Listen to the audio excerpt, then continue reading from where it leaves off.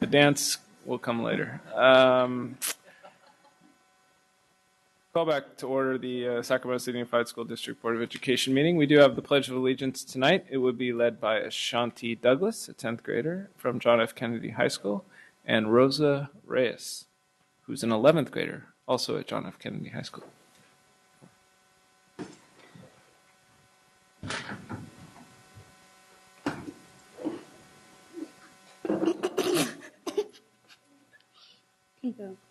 I pledge allegiance to the flag of the United States of America and to the republic for which it stands, one nation, under God, indivisible, with liberty and justice for all. Okay. Oh, wait. Ashanti and Reyes. Ashanti Douglas and Rosa Reyes, students at John F. Kennedy High School, are committed to promoting the importance of attending school daily as a key to academic success. As the student ambassadors on JFK's campus for the Get Schooled Attendance Challenge, sponsored by Taco Bell and Viacom, the two have rallied their peers to make a personal commitment to graduate high school and to achieve in their communities. Students participated in a series of activities, including a lunchtime rally and completed online challenges promoting college and career readiness. Ashanti and Rosa recently received honorable mention recognition in a nationwide competition for their video submission highlighting their efforts on JFK's campus to encourage students, faculty, and staff members to get involved in the challenge, and will receive as a result a Sony PS Vita handheld entertainment device. Ashanti Douglas, a 10th grader, is a member of the junior varsity women's basketball team and the women's soccer team, for which she has received 3 medals for her athletic achievement. In addition to athletics, Ashanti has found time to volunteer 40 hours of service as a teacher's assistant. Committed to her personal growth and development outside of school, she is an active participant in the Classy program, Captivating Ladies Acquiring Success Standards Yearly, a program committed to involving the self-esteem of ladies ages 7 to 18 by way of community involvement, fundamental workshops, and positive social events. Rosa Reyes, as an 11th grader, is also an accomplished student athlete. She is a member of the varsity women's volleyball team and has received various medals for her success in track and field. Rosa is an active member of the Latin Pride Cultural Leadership class on our campus and is a participant in the Sacramento Breakthrough Collaborative, an organization supporting student success from 6th through 12th grade. Both Ashanti and Rosa are the eldest of 5 children, taking on the responsibility of role models for their younger brothers and sisters and are always available to assist with their homework. Both have aspirations to attend either UCLA or Stanford and complete their 4-year degrees in order to pursue careers in the medical field and professional athletics. Their pledge to promote the importance of students committing to academic success is to be commended, and we are proud to recognize both Ashanti Douglas and Rosa Reyes as the Sacramento City Unified School District Stellar Students.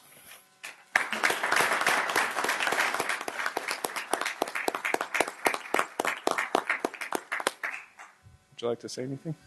Do we have pictures first? We have a member, Vice President Wu, to give you your certificates.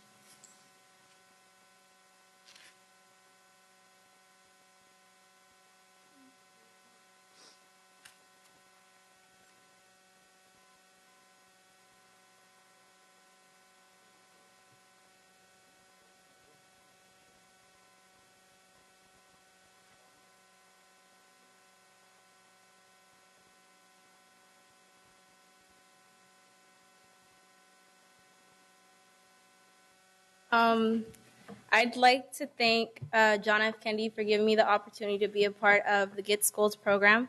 And I'd like to thank my family and Ms. Richardson for being here and Coach Crandall for believing in us and giving us the opportunity to do this.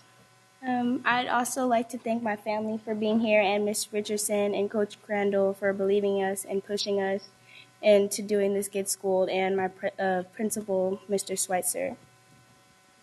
Thank you. Very good. Thank you very much.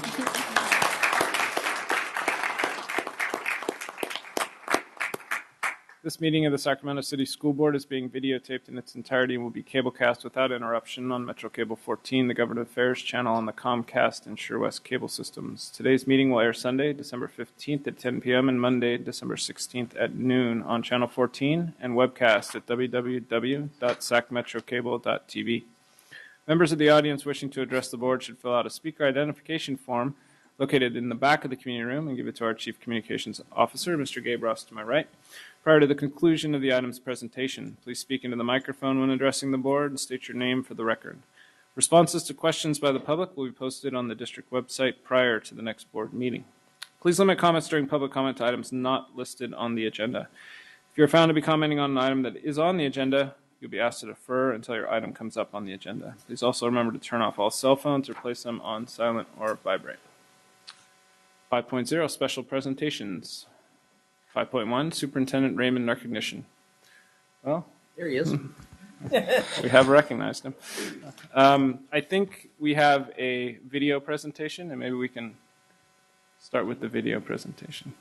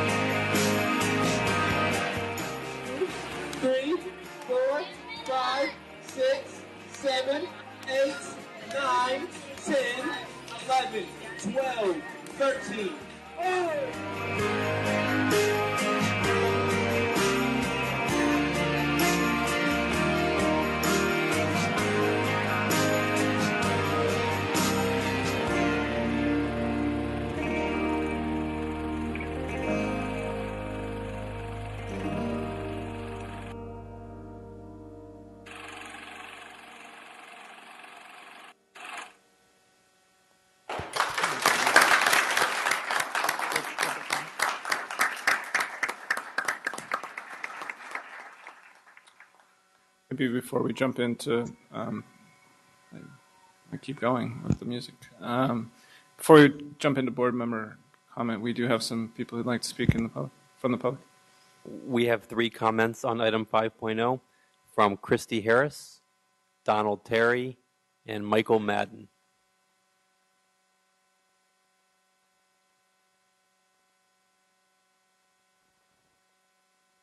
Good evening. I'm Christy Harris, PTA president at Crocker Riverside Elementary School. I've spoken before the board on several times advocating for our school. I'm not here to do that tonight. I just wanted to come and say thank you to you, Mr. Raymond. Thank you for all that you've done for our students, our schools, and our district. Truly appreciate you being there and being engaged with us and working with us to make it better for all of us. And please extend my personal gratitude to your wife and children. I understand the sacrifices they made to move out here so far away from home. And I just really appreciate all that you've done for us. Thank you.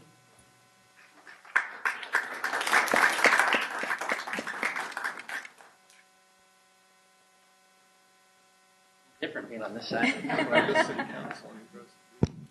Donald Terry from Rancho Cordova. I just couldn't pass up this opportunity to come and say thank you for everything that you've done for my family, for our students, for our communities.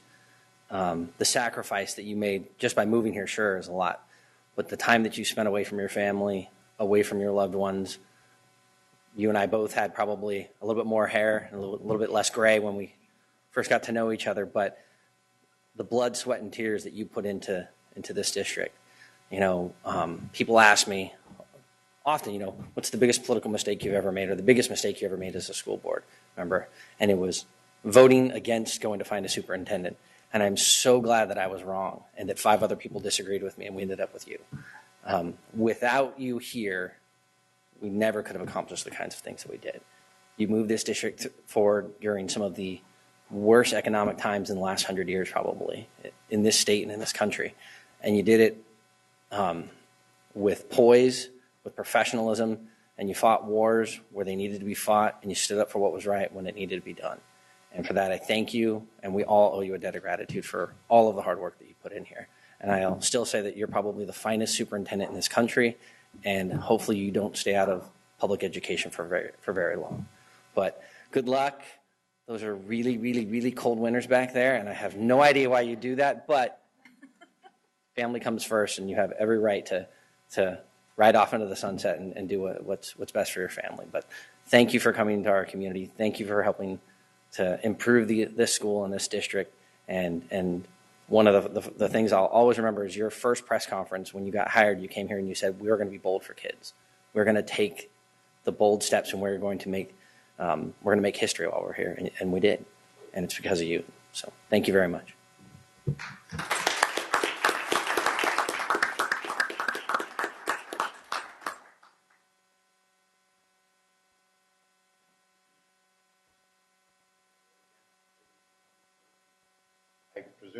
Acting still superintendent. I wasn't really prepared to talk, but I just made an observation as to the presentation. I found it very fitting of you putting up the flag on that date.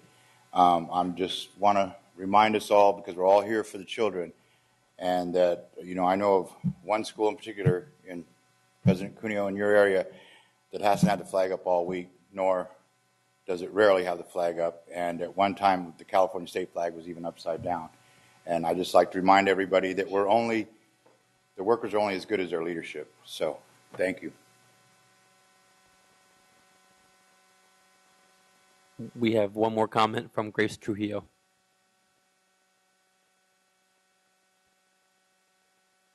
Good evening. My name is Grace Trujillo, Jonathan Raymond, and members of the board. I think these past 4 years have been very difficult. I think at least for me, I know if you weren't been part of the superintendent, I probably wouldn't have been part of the spoken so much and helped out. I saw the budget. I gave recommendations, and like the prior speaker said, there was a lot of cuts. There are a lot of difficult decisions to make. But I think the key thing was having transparency in those budgets has really made my eyes open up to a lot of things. And I think now you set a good example of the transparency for the financial, and I think it's going to help the school go on a better path. Again, thank you for your wife for the sacrifices she did, because I'm sure you were very busy with all the meetings, all the difficult decisions that you had to make. I think for myself too, I think caring about the school, the passionate, there's a lot of hard decisions, and I think whoever takes your spot as a superintendent is going to be very difficult, especially in the situation the school is in. I think for me as a parent, I hope people get more involved and find out more about the money, the transparency, and not just she say, they say, look into it, get more involved. I think that's why the new funding formula is going to help in the sense of having parent involvement, because that's the key. All the parents care, and I think parent advocacy is the key for success and for our future schools to succeed as well. So I thank you again for everything you have done. I know, again, it's been a very difficult, long, hard decisions that you have made, but it was for the best intentions. Thank you.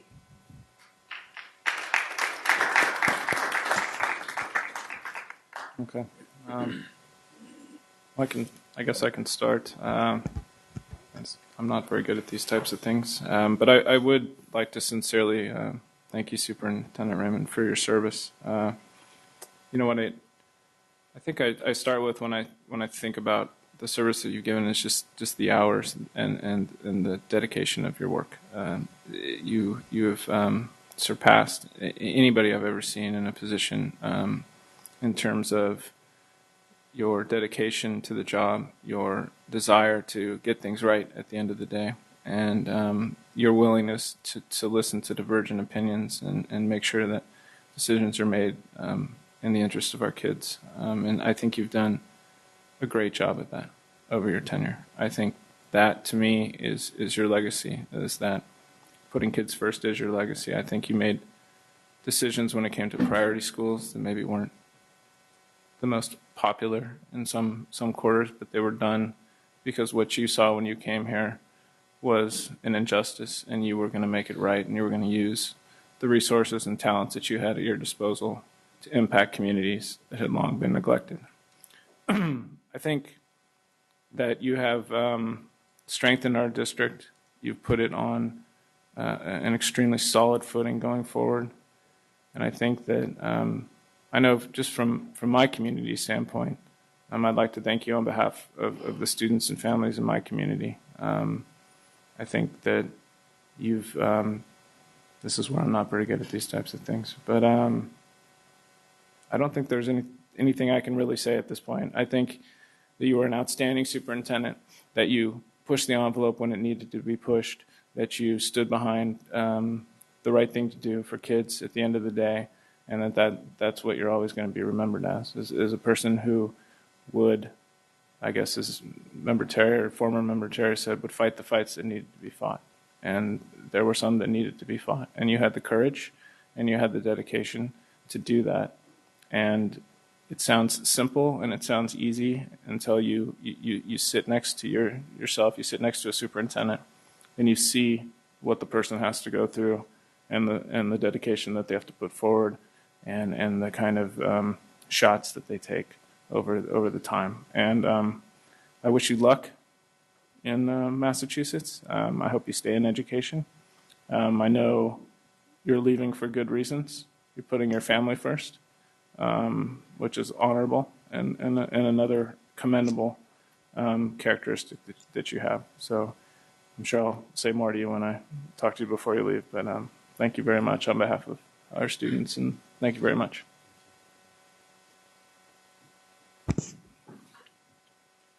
Vice President Wu. Superintendent, I too want to thank you for all the time and effort that you put in for our children. You made some very difficult choices, but you made choices always with a laser focus for improving the lot of our children. And notwithstanding the fact that those choices became difficult decisions that we had to face, they were the right choices, and I'm I'm glad to have been here to help move those decisions along.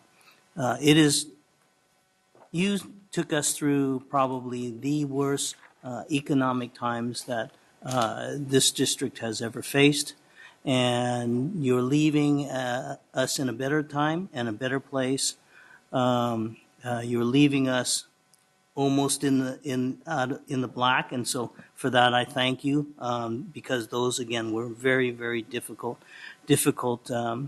programs that you implemented and decisions that you placed before us. I think that the community, this board, the children of our school district owe you a tremendous debt of gratitude, and I hope that what you carry forth with you, whatever your future plans are, and these experiences will hopefully help guide you.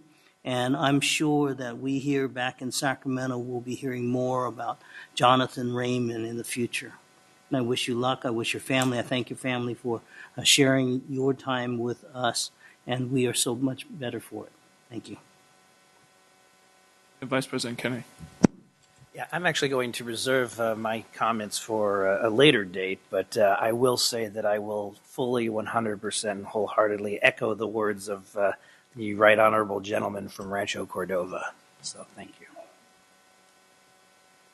Member Rodriguez. Thank you, President Cuneo. Where do we begin, Superintendent? Could it be in my car driving over to have lunch at Melbar? And in the car ride, you asking me some key questions that led into some of your successes, some of the projects that I know that you hold very dear to you. So one of those being the parent-teacher home visit project. I don't know about, I can't speak on behalf of them, but I can tell you that I owe you a great deal of gratitude for helping to bring along that, that entity and strengthening that partnership, because that was a dear project to me at one point, and I entrusted you and Board Member Cuneo and now Board Member Christina Pritchett to move forward with that and take care of it. From the first day of school, the rollout process that, you jumped on the bus and then us serving lunch together, to the students at Woodbine Elementary. Those were the fun times. And then us visiting Fern Bacon together, and not the fun times, the heartfelt, concern that we had for those students and the type of education that was taking place there at that time, which then inspired you to come back with the plan that we now call Priority Schools, and the difference that it's made. And we can go back to that school today and see a marked difference, and it's because of you and because of that vision that you had, and stuff that I can't forget what you did here, and that was positive. Jonathan, you're a very well-intended man. Your heart is big, and it's for the greater good of students. Always listen to your heart.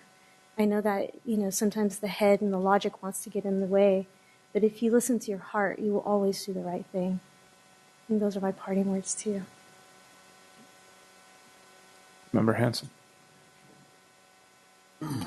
Well, unlike most of the folks on the board, it was a short amount of time that I got to spend with you, but I found a lot of value for the year that we got to spend time together, and it'll certainly be a great memory for me. And there's big shoes to be filled by the folks that are going to be taking your place when Sarah is going to be working hard for many months and going forward.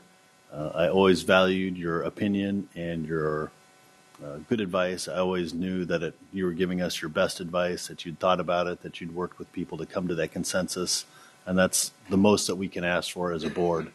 And I know that you were working hard every day. I had evidence of that all the time, and your reputation preceded you before I came to this board, so that was one additional reason that I was interested in sitting up here with these other good members. So I appreciate the time we've had together. Look forward to hearing more things about your future and your life. And I know because you told me that we can still call on you and count on you and ask for your advice and help us through a tough transition, and just really appreciated the time we spent together. So thank you. Member Royal. Thank you, President Cuneo. I think after you said that, I think he's going to change his number.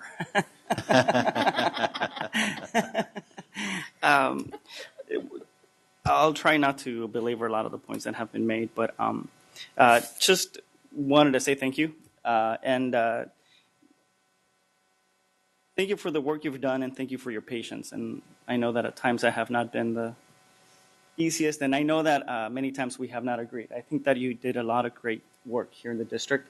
I think that one of the things that the previous board, when we were going through our superintendent selection, one of the things that we were considering were non-traditional superintendents that had been in the classroom. We needed a type of leadership that I thought at the time was very much needed to really shake things around, to really restructure the district in a way that that we thought needed to be changed, because what we saw back then was not necessarily working as best as we thought we could. And I think that to a great degree, you rose to the challenge in helping us see things beyond what we were used to doing.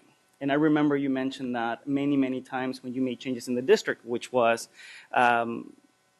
people were doing things because that's just how we had done always, right? And I think that the fact that you saw that and that you were willing to change things that were not always popular, but I think that to a great degree, that would be one of the legacies that you will be leaving back in the district. And I think that speaks volumes. Never, or not never, but I mean, not always agreed with the decisions that you made. I mean, I try to make my case, but I think that what I can say is at those moments, we were able to always remain respectful. And I think that I always appreciate the fact that you were willing to let me, in my moments, voice the concerns and the opposition that I had to some of the ideas that you were proposing. But I think that in the end, it allowed us to have a richer conversation, and things did change sometimes. And I think that things were taken in stride. And I think that the greatest value is that regardless of how much I did not like or I opposed something, we always had a very frank, honest, and professional conversation about things. And for those things, I really want to appreciate all the work that you did, and do wish you the best of luck in whatever new endeavors you decide to take. Member Pritchett.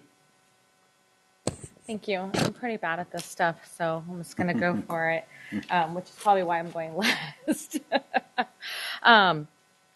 no surprise to you that, Member Hanson and I came on this board at a really critical time in our district, and it was really hard for me to jump in and try to know everything. And you were really great on meeting with me when I needed information and always getting it to me, and which I really appreciated. So I just want to tell you how much I appreciate that. And I also wanted to tell you that, in many of our conversations, I noticed that we didn't always agree on the terms, right? But you always listened to me and heard me out. And sometimes I feel like I may have changed your mind. The way, at least maybe that's just how I felt. And I did want to thank you for all of your work with our parents and our community. You built some great programs, being Parent Leadership Academy, things that you encouraged in our district, many programs like that. And I was one of those parents that graduated from Parent Leadership Academy, which led me to running for the school board. It gave me much knowledge. And so from here on out, just know that that's a program that you encouraged and you helped build. And it's going to build the knowledge and courage of many of our parents that are maybe sitting in this audience tonight, that may be next sitting on our dais. So thank you for all of that. I appreciate that. And we have Member Kovalchuk. Thank you, President Cuneo. I would also like to thank Superintendent Raymond. You've been always supportive of the Student Advisory Council. You came out over the past few years to our superintendent roundtables, and it was encouraging for me and the other students to know that we had a superintendent who cared, who wanted to know what we thought about certain topics. And it was wonderful having you there, and I'm sure the the Student Advisory Council, and as am I, we're all looking forward to seeing you on Tuesday at our final Superintendent Roundtable. Thank you. And of course, no recognition in our school district would be complete without the green apple. So, Superintendent Raymond, we thank you for all your hard work on behalf of the students in our district, and we wish you well.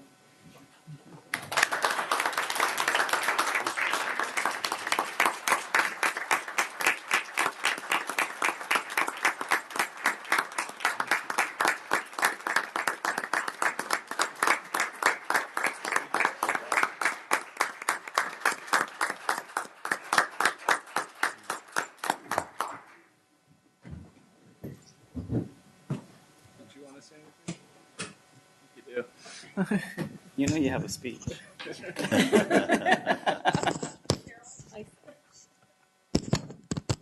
Thank you, President Cuneo and fellow board members for all the wonderful comments and for that great video. It was really touching. And for the record, I also know that the longer I go, the longer my last meeting will be. So I'm mindful of that. I also want to state something obvious. Nobody moves to Boston in December. At least nobody with their right mind. But I think about that first lunch, Member Rodriguez, and the food's a lot better now at Woodbine and our other schools, and I'm really grateful for that. And yes, Member Pitchett, you did help to change my mind a few times. That was evident by me being on that horse with you that day. So,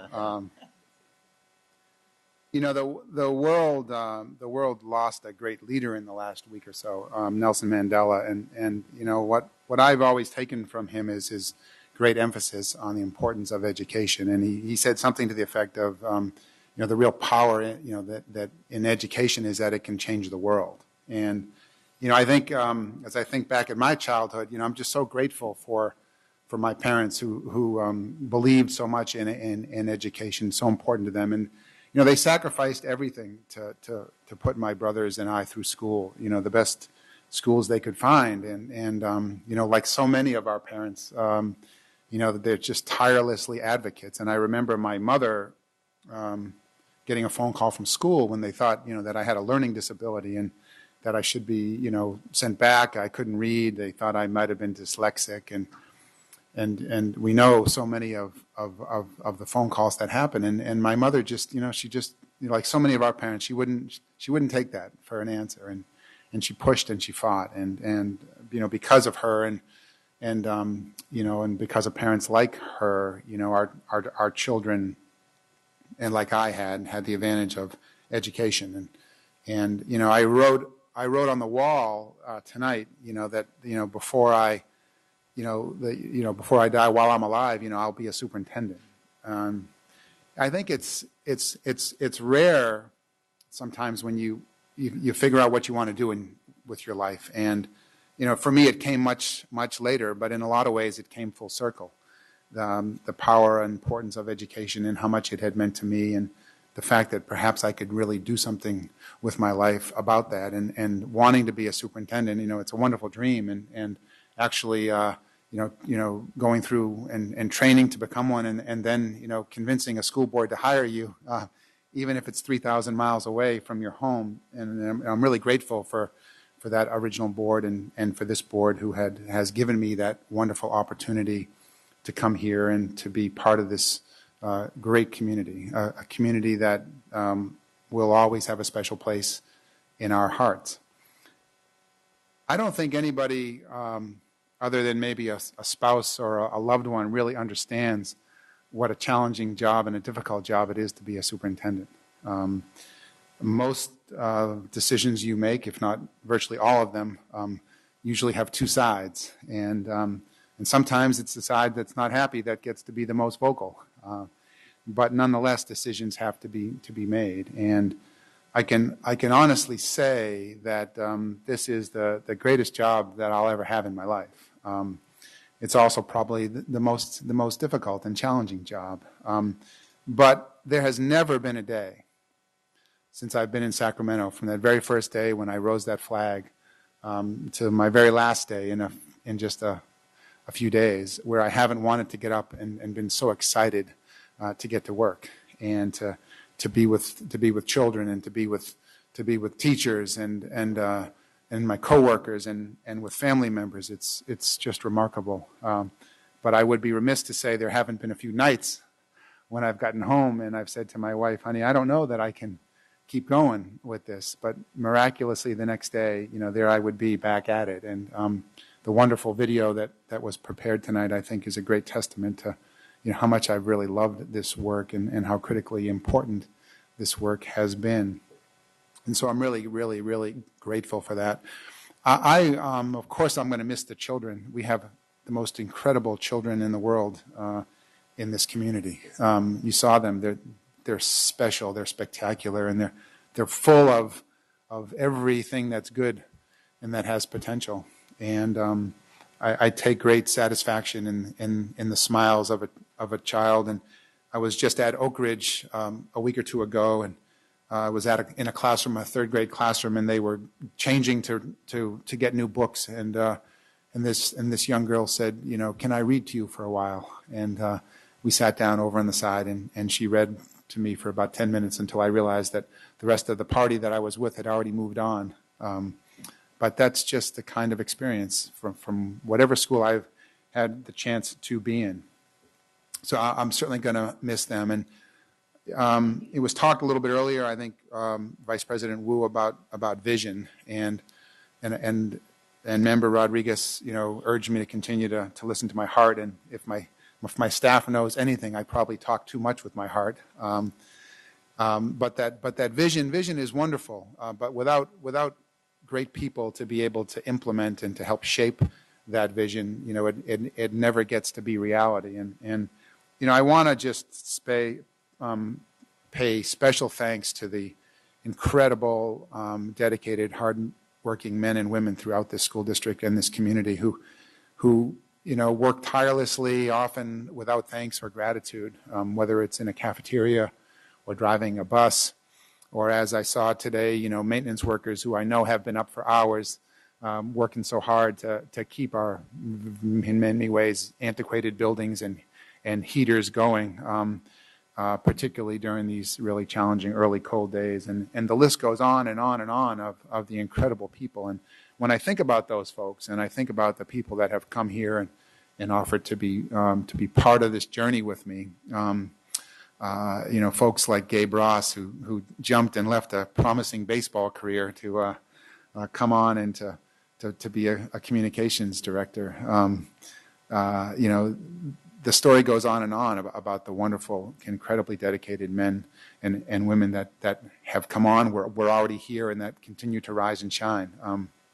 The dedicated principals who we ask so much to do, our hardworking teachers who are shifting to the Common Core and really working to focus on the whole child and to, I think, get teaching and learning fun again after so many years of what I'd say would be over-testing and drill and kill. In particular, those few folks that have been around me that have, I think, in many ways, almost as much as my wife Julie and my kids have understood how challenging the road is. I want to give a special thanks to three people this evening. First of all, Martina Gomez, my administrative assistant, who, without Martina, nothing happens. I want you to know that if there's a silent second superintendent in the school district, it's Martina. And so many of you out there have had a chance to deal with her, and I've never met a woman with more grace and a more professionalism and just class and competence and hardworking than Martina. And she's been my left hand, my right hand. She's kept the door always open, and at the same time guarded me very closely. So I owe her a debt of gratitude, and nothing would be able to have happened without Martina. Member Rodriguez also mentioned the parent-teacher home visit. You've set me up nicely. And it was on my very first day when I met Teresa Cummings, my first chief of staff. And, you know, if there was one thing I will say about Teresa, you know, she tells it like it is. And, you know, there's more to that red hair than that red hair. But, you know, the greatest part is that we learned together. And, you know, we grew together. And I've never known anybody who has worked harder and more tirelessly and has the greatest love and the biggest heart for children. And has been incredibly loyal to this school district and to this community and to the work and to me. And, you know, we wouldn't be anywhere today, Teresa, and all these wonderful things that have been accomplished and this great vision that gets talked about wouldn't have happened without you. And I will miss you dearly.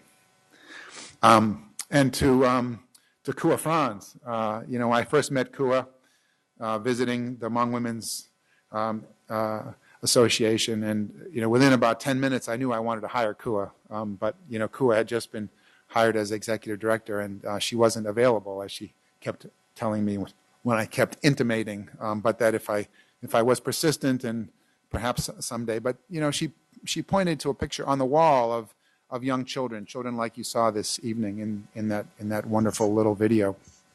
And she said, you know, these kids, they think they have a wonderful school, but when you go out to the school, you notice, you know, broken glass on the playground. And I've been inside their school, and I've seen some of the classrooms, and you know, they don't have a great school. And then she looked at me with these tears in her eyes, and she just said, you know, Superintendent, those of us who are in a position to make change, you know, must make change.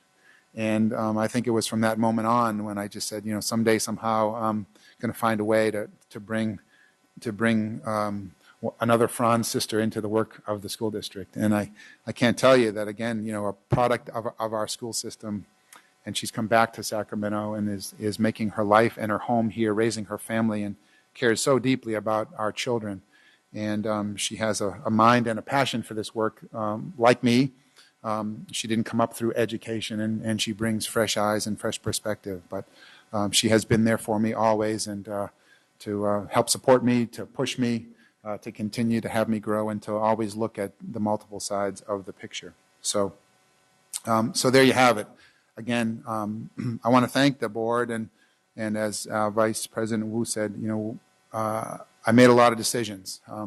And yes, I made a lot of decisions with a lot of help and support, but again, none of it would have happened without, you know, the board, prior board, and this board, again, giving me that opportunity, and then at the end of the day, standing behind me and fighting hard. And I just want to thank you, and I just want to remind everybody in this community that, you know, I think for us to really get where we want, to live true to the words of Mr. Mandela, you know, we've got to all come together. You know, this has to be the number one team. You know, the number one team is this community in Sacramento, and we've got to come together. And we don't have to always agree, and we won't always agree. But that back and forth, and that dialogue and exchanging of ideas, passionate about our ideas, and willing to listen, as Member Arroyo and Member Pritchett said so eloquently earlier, is really what makes a school district great. And I have every confidence in the people, the incredibly dedicated, passionate men and women in this district, those leaders of today and the leaders of tomorrow that we're helping to empower and grow through our leadership academies and other opportunities, that this district and this community will be in good hands. But it's going to take that collective efficacy, in other words, creating a social compact for children that does truly put the interests of children first, that has children in the conversation, that has children at the table, that actively listens to children and is willing to change ideas because of children, because this is their world, and it's their future, and we're going to need their leadership. So again, I want to thank you, President Cuneo, for the wonderful words that you said this evening, for leading us in very challenging times this past year. It's been such an honor and a pleasure to work side by side with you as we've gone through, and I wish you nothing but the best. And I'll be watching from my perch in icy Boston. Thank you.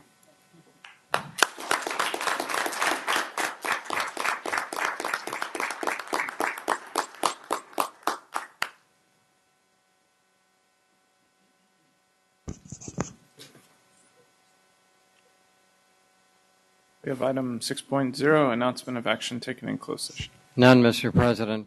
Thank you. Item 7.0, agenda adoption. I will move the agenda. We have a second by Vice President Wu. All those in favor? Aye. Opposed? Abstentions? The agenda has been adopted. 8.0, public hearing. Gather and gavel in the public hearing at this time. Public hearing on charter school petition, Joseph Bonheim Community Charter School. It is a conference action tonight. 15-minute presentation, 10-minute discussion. Jennifer Lopez.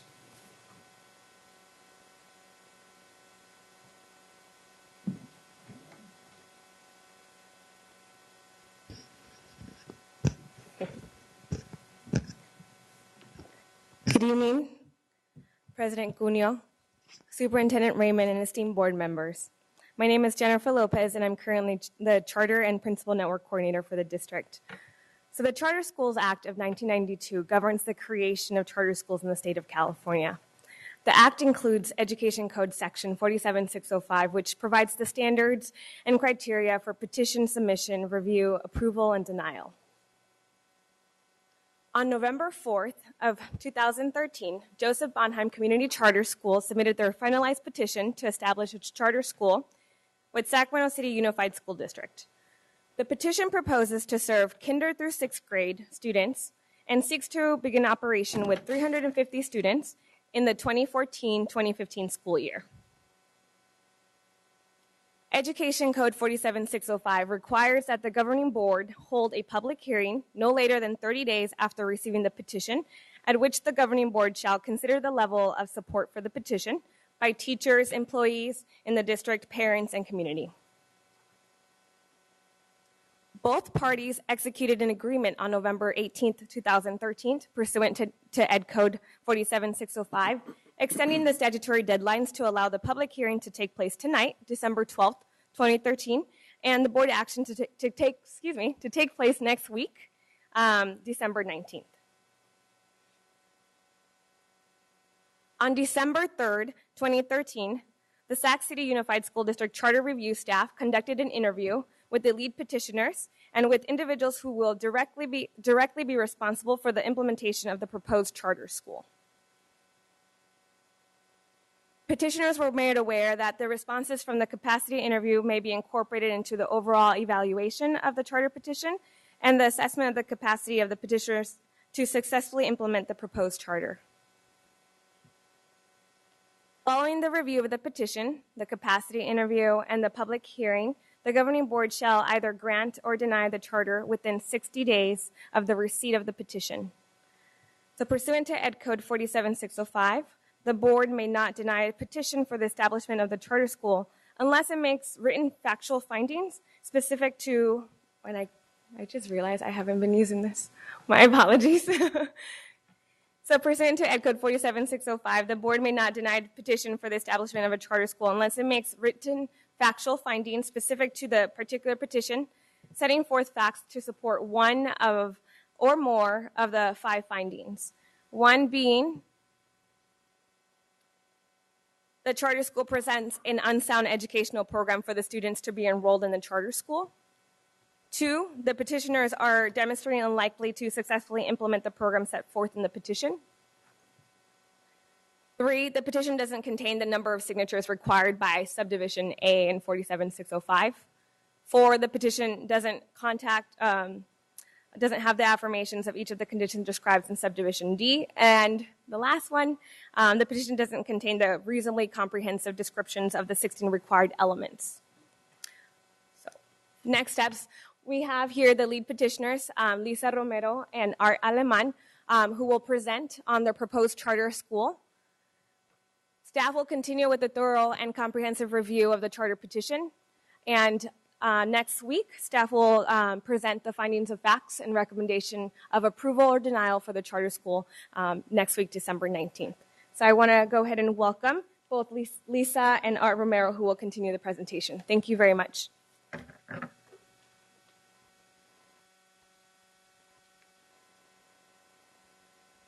Okay, if you want, I can go ahead and turn it for you. Let me just.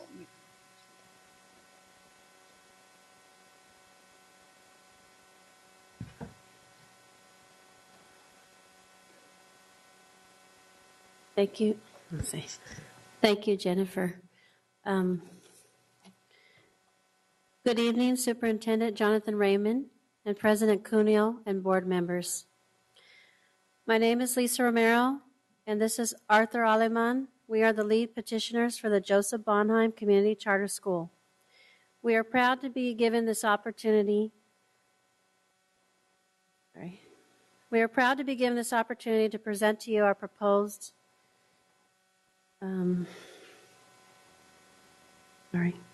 our proposal for our new community charter school. First, let me say that Joseph Bonheim has been in the heart of our neighborhood and has become a place where parents, students, teachers, and principals have been actively engaged. There has been a strong bond that has been formed at Joseph Bonheim because we as a whole community have inspired and empowered students to reach their dreams. We are looking forward to working with you as a team and staying connected to our community partnerships. We, the Joseph Bonheim community, are dedicated and committed to having this charter become a success.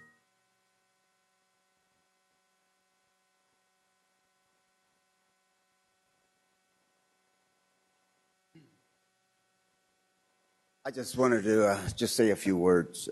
So much for my notes.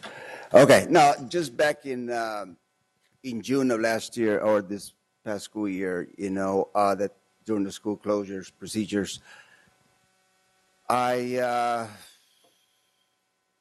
remember the staff from Joseph Bonheim, the principal and the staff members, they submitted a conversion request to the district, and for reasons, timeline, it was not accepted.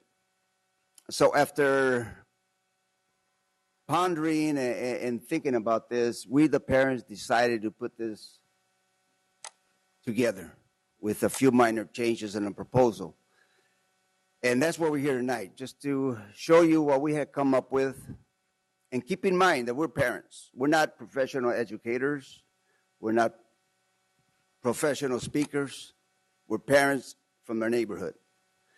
And this is what we had come up with these slides that you're going to see, these PowerPoints we're going to see tonight. And I hope that we can produce what we put together. Yeah, maybe, do you want to wait a moment so we can get the PowerPoint working for you? It's not working right now.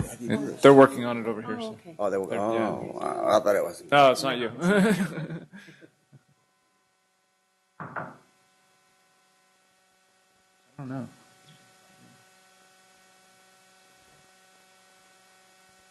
Okay. All right. We're working on it. Yeah, no, give it. It's going to be a minute. Looks like we're trying to.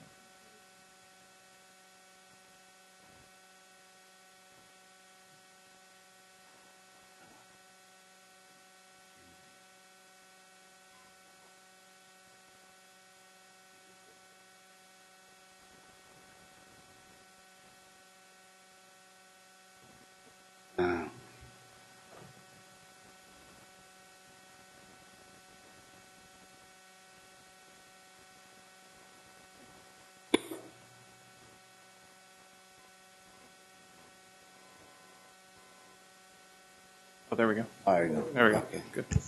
Okay. Okay, we need a longer microphone. Okay. Where are we? Go ahead. Go ahead, whenever you're ready. Here we go, slide number 1. Okay. There we go. Oh, darn it. I went too far. Let's go back. Okay. Is that the first one?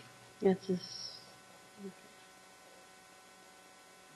Okay, Joseph Bonheim, serving as an institution of primary education, has also been the foundational to a unified community. Our education is a K-6 in elementary school, approximate projections 300 to 350 students. Disabled students will be accommodated. Expected population English learners, 2012 to 2013 population, 100% on free and reduced lunches. Early recognition and intervention for students not achieving at expected levels. Academic Performance Index will be the basis for the school accountability and student achievement. On their curriculum, to implement and exceed profession goal expectations under the new adopted Common Core standards. Extracurricular and service learning opportunities in collaboration for our community partnerships. Instructional materials with specific focus to the California Department of Education's California Content Standards. We will provide an experience-based learning environment with a strong emphasis on civic development, enriched with community partnerships and school-wide participation for development in the performing and visual arts. On our staffing as a dependent charter, we have total confidence in the SUSC's human resources. This also serves as assurance and reference when credentials are pending, knowing that waiver requests have been sent. All staff are expected to be participatory and engaging with our student population. So we want them to engage with our students. As this opportunity has been initiated by the community, a strengthened bond exists to the parent involvement reinforced through our organizations such as the PTA. On our governance, the governing body of JBCC is composed of the principal and 8 elected individuals. 4 of these elected persons are to be members of the community, meeting the qualifying criterion for board position that they were nominated for. This board is accountable to the district and all stakeholders and being a very active model in the school site council. Continuing on with governance, the final approval for any amended policies or procedures will be adopted by the governing board prior to JBCC receiving students as a dependent community charter. A school site community watch will be initiated with the Sacramento Police Department with things such as child abuse reporting, disaster procedures, fire drills, earthquake, campus intruder lockdown, flood evacuation on site, parent-student reunification, policies to notify teachers of potential dangerous pupils, discrimination and harassment policy, safe and orderly environment, conducive to learning, hate crime reporting procedures, procedures for safe of pupils, parents, and school employees to and from the school. And of course, our rules and procedures on school discipline, our policies on suspension, expulsion, or mandatory expulsions. And let's not forget our quarterly assessments and evaluations of current strategies to maintaining a safe school. The utility of our safety measures is to benefit the whole. It is never the desire of the goal of this institution to have or deny a student the right to learn at this site. It is the priority of the staff to acknowledge and observe for early recognition and intervention. We are bound and will uphold both state and federal law, and we should experience such a situation, we immediately will communicate with the district. It is the ideal of the civic nature of the responsibility to each other, such as extreme conditions warranting this response would be a matter for district consultation. And here is the fiscal for 2014 and 15. This estimate is just based on an attendance of 350 students, as you can see. Our next fiscal is just on the cash flow and startup funding.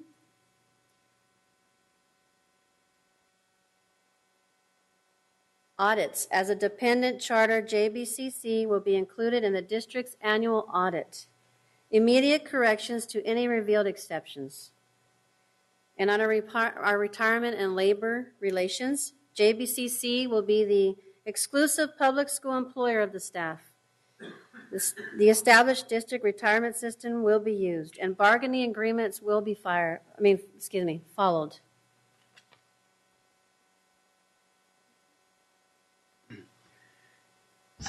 We just want to thank you for your time tonight, for taking the time to listen to our petition. And I hope that you take this proposal into consideration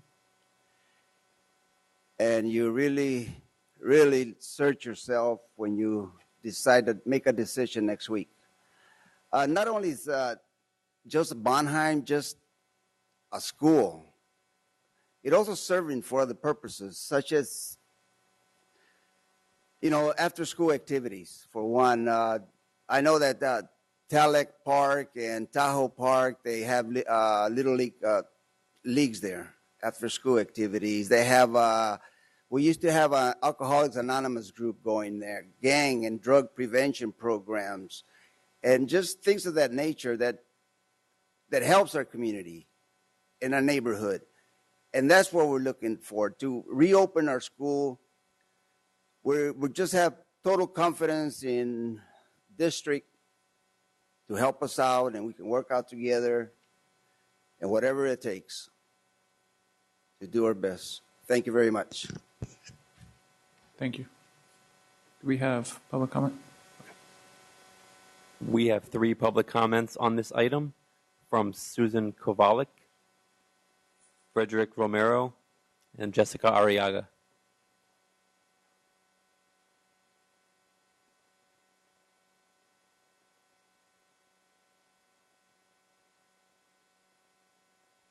Good evening. Congratulations. I'm an international consultant in the area of body-brain compatible learning. We have schools all over the world. We have hundreds of thousands of children in body-brain compatible classrooms, which is a new term for most people in education. But 30 years ago, 2 major things happened in education. One with Howard Gardner, who printed a book called Frames of Mind that said, guess what, we have more than one intelligence. And the number 2 book was by Leslie Hart that said, the brain is the driver behind what we do, and what we do in the classroom has to be built around that. And so part of that is full sensory input. Now, here's what's interesting about that. Listening to your comments, you've got 100% free and reduced lunch. In 1961, California created a gifted program in this state. I taught at that time. And the point was, we decided that some children were entitled to a qualitatively different program, which means we couldn't use worksheets and dittos. Then we had early childhood education come in the 70s, and they said, we're going to have every kid in the state of California being able to read by 3rd grade. And we gave them worksheet after worksheet after worksheet. We just spent $1 billion in this country on literacy programs, doing the same kinds of things. And I'm here to say to you tonight that the gift of this charter, having a community school based on brain-compatible learning, and that's in the process, that's in their charter. The point is you've got to do things differently. You've got children who don't have experiences. The difference between people growing up in Boston and people growing up in Sacramento who have limited money, they can't take their children places. In a brain-compatible school, field trips are the #1 thing that we do. You have to take them places so they can learn about things. So I say to you, the fact that you've spread these children all over, bring them back to the community, build it on something that works for all children, because it's about all children. Thank you. Could you state your name for the record, ma'am? I don't think we got it. What? Could you state your name for the record? Oh, Susan Kovalik. Thank you. Got excited.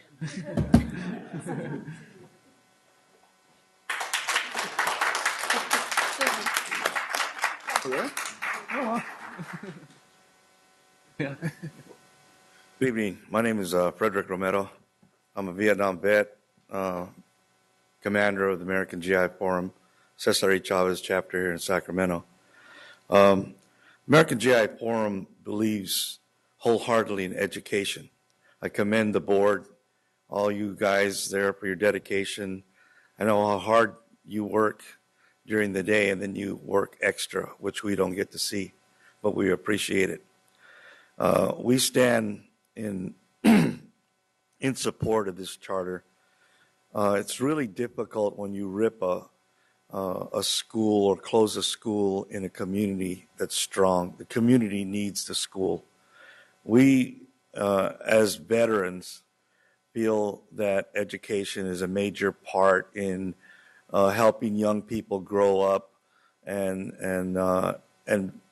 come back to the community, like you mentioned, some of the people have done. And so we stand in strong support that you guys approve this charter school being put back into the community, and that the community would really prosper from it. And not only that, it gives the kids a sense of security, and comfort. And we just support that, and we thank you again for listening to us. Bye.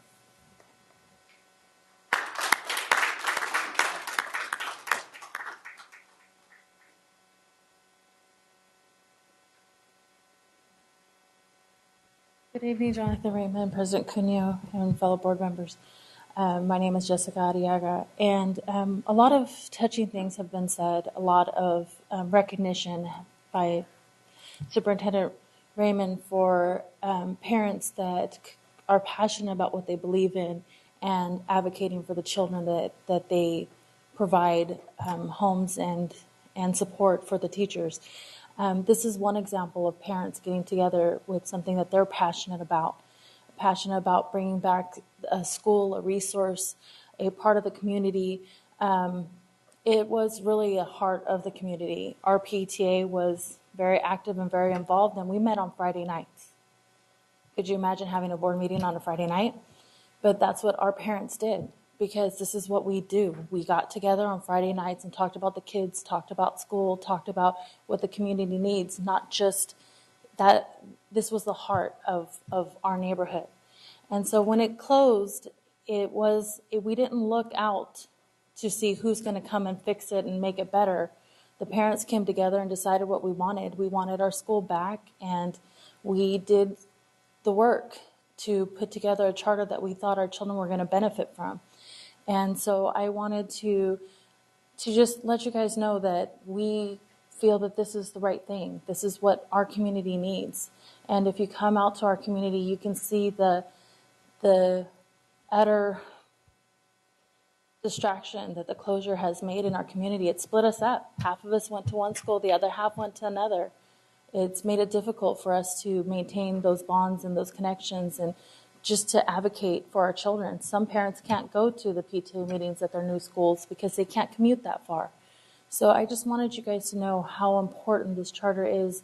And we may not be educators, but we worked with educators to develop this plan. As you can see while you read through it, it was a community effort. So I just really want you to think about those things when you're considering the charter proposal. Thank you.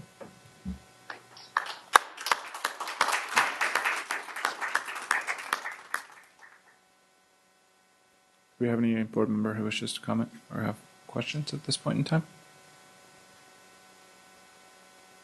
Member Rodriguez? Yeah, I just want to clarify, this is a petition to be a dependent charter. What does that look like? And this board has approved several independent charters, but what does that mean if this board decides to approve a dependent charter, and can you take the steps for that? So as a dependent charter school, the Sac City Unified School District would go ahead and take on, I know through the capacity interview even, the lead petitioners mentioned that staffing would happen from HR, everything we would essentially create a new school, but it would be a dependent charter school.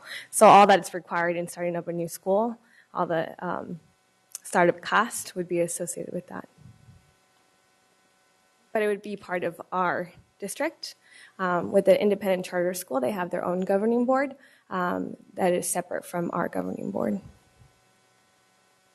And are we expecting to see financials and and then our labor partners come and either support or oppose this at the next meeting? Or I mean, is that what we should be expecting to see for the next meeting? Yeah, you will receive in your board packet, you'll receive our staff findings, and in that has all the review that we've done in terms of the charter petition, the educational program, the governance, the fiscal components of it. All right, thank you. Member Arroyo. Thank you, President Cuneo. Just wanted to make a couple of comments, and one of them in particular is highlight the comments that Ms. Arriaga made just a minute ago. Indeed, this is an effort that has been 100% put forth, generated and worked by the parents of that community. And I think that that is something that we really need to bear in mind. I think that transformation in the schools and in education, it's a multi-pronged approach that teachers alone can't do. Parents alone can't do it. Principals alone can't do it. Neither do the students. This is a collaboration effort where any school that we can go back to and point that say that school is successful, it's because it has had all those components working together to really bring about the type of changes that we like. And I think that what I really want the rest of the board to consider and the rest of the community is, as we consider their petition, we really need to bear in mind that this is a community, this is a school, these are parents, these are students that are fully vested in their future, in the future of their students, and in being full partners with the district to make this happen. So while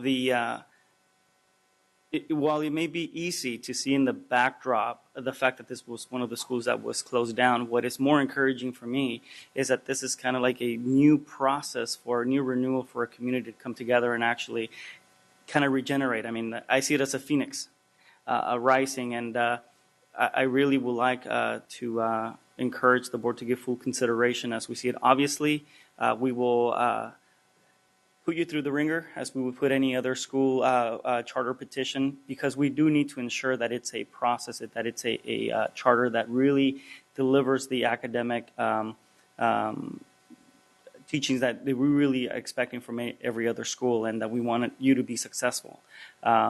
So having said that, is in looking at a model, looking at a petition that it's solid, that would be your challenge. That would be your contribution.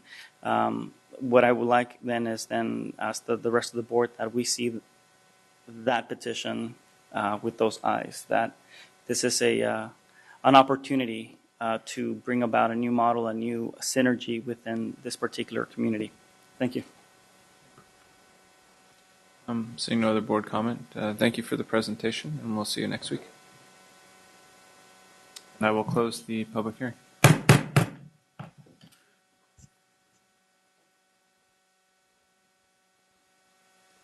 We have item 9.0, public comment. Mr. Ross. One public comment on 9.0. It's Katie Daniel.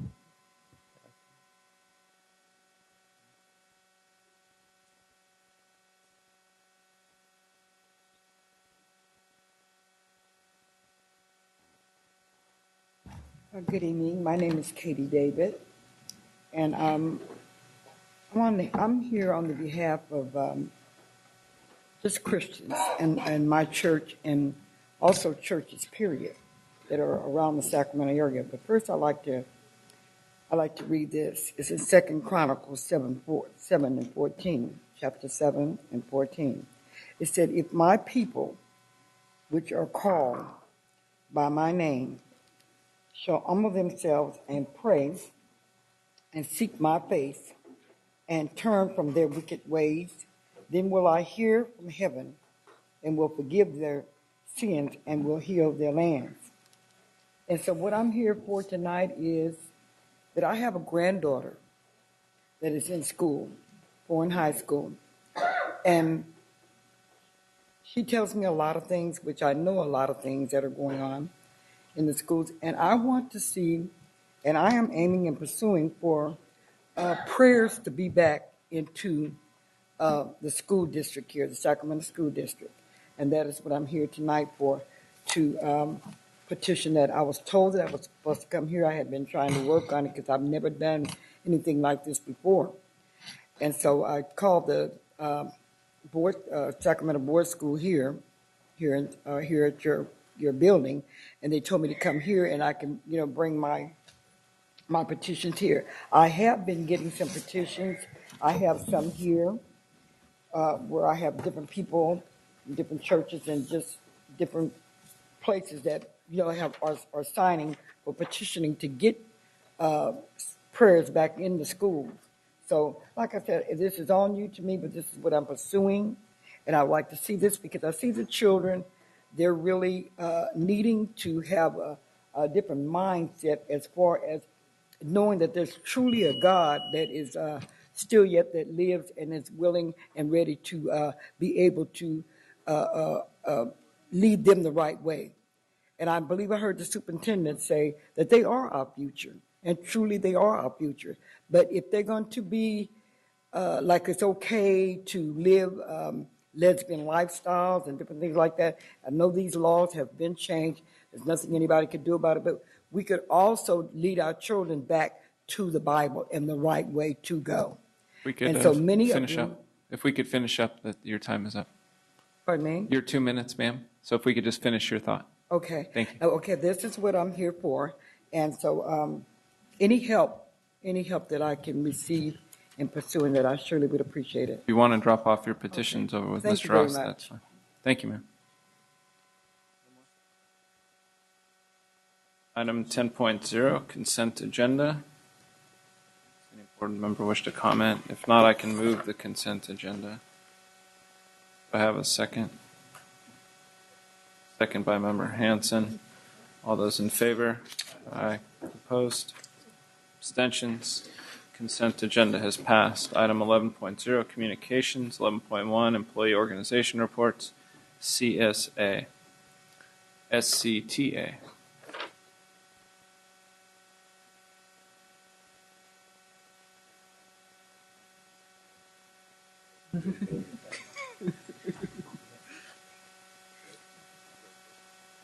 Good evening, board members.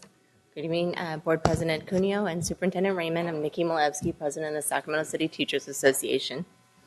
And I'm here tonight to advocate that you look carefully at your budget priorities in the upcoming months. Teachers have had to give more and more and go with less and less support in their efforts to educate students. We've had larger class sizes, less supplies, fewer counselors and social workers and support staff, less aides and custodians, etc. We've given money, days of instruction, healthcare changes. We've lost so many of our colleagues. In the meantime, we've taken on more and more. We've had dramatically increased workload that includes more paperwork, implementation of enormous numbers of new programs. We've also had to assume the role of the supports that have been taken away, all the while working on implementing new standards. Currently, teachers and students are working in conditions that are not conducive to teaching and learning. There were classrooms without heat this week. There are currently 111 work orders turned into the district. Board Member Wu, I know that you saw pictures of one of our high schools recently that were unacceptable. Right now, there's an ill-conceived plan that's been rolled out by this district that has teachers administering, hand scoring, and hand entering scores on a Common Core practice test benchmark, kindergarten through junior high students. This adds a minimum of 15 to 42 hours of additional work, depending on your grade level, to a teacher's already overburdened workload with no guarantee that it will help students. With the state's economy finally improving, from state funding increasing instead of decreasing, our educators, our students, our families, and our communities as a whole should reasonably expect teachers to be rehired, class sizes to be reduced, and services directly affecting teaching and learning to be restored. The teachers and community will be watching your upcoming budget decisions to make sure they reflect an emphasis on teaching and learning. We want to see a budget that values the real work with students in the classroom, rather than a budget that continues to value district administration and legal services. Thank you for your time.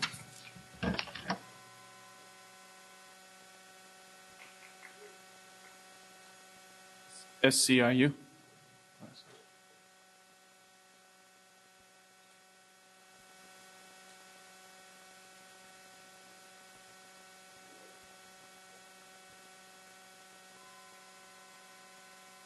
Good evening, President Cuneo, board members, Superintendent Raymond.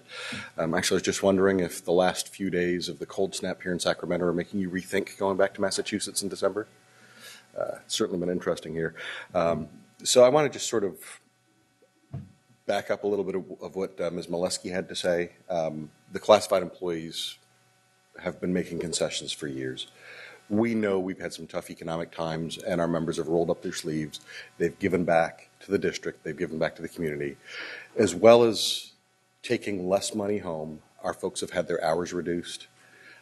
They've seen massive layoffs. I mean, we all know about the custodial staffing and what a nightmare that has been. So what I would like to say is repeat what Ms. Milewski has said, which is as you go forward with your budget priorities, really think about what your priorities are. What is the appropriate staffing level for the school district? And then what is left over to do the nice stuff that we would really like to do after we have paid for what we must do and to undo the damage that's been done during these tough economic times. I know we have a new bargaining team that has started to meet, and we look forward to meeting shortly with your HR department as we move into next year's bargaining, and we'll come here to sunshine our proposals in spring. But again, this is the time for you as the board to provide direction to staff on what your real priorities are and how we can start to fix what has been done. Thanks. Teamsters, UPE, 11.2 District Parent Advisory Committees, Community Advisory Committee, District Advisory Council, School Site Councils, District English Learner Advisory Committee, Gifted and Talented Education Advisory Committee, Indian Education Parent Committee, Sacramento Council of Parent Teacher Association.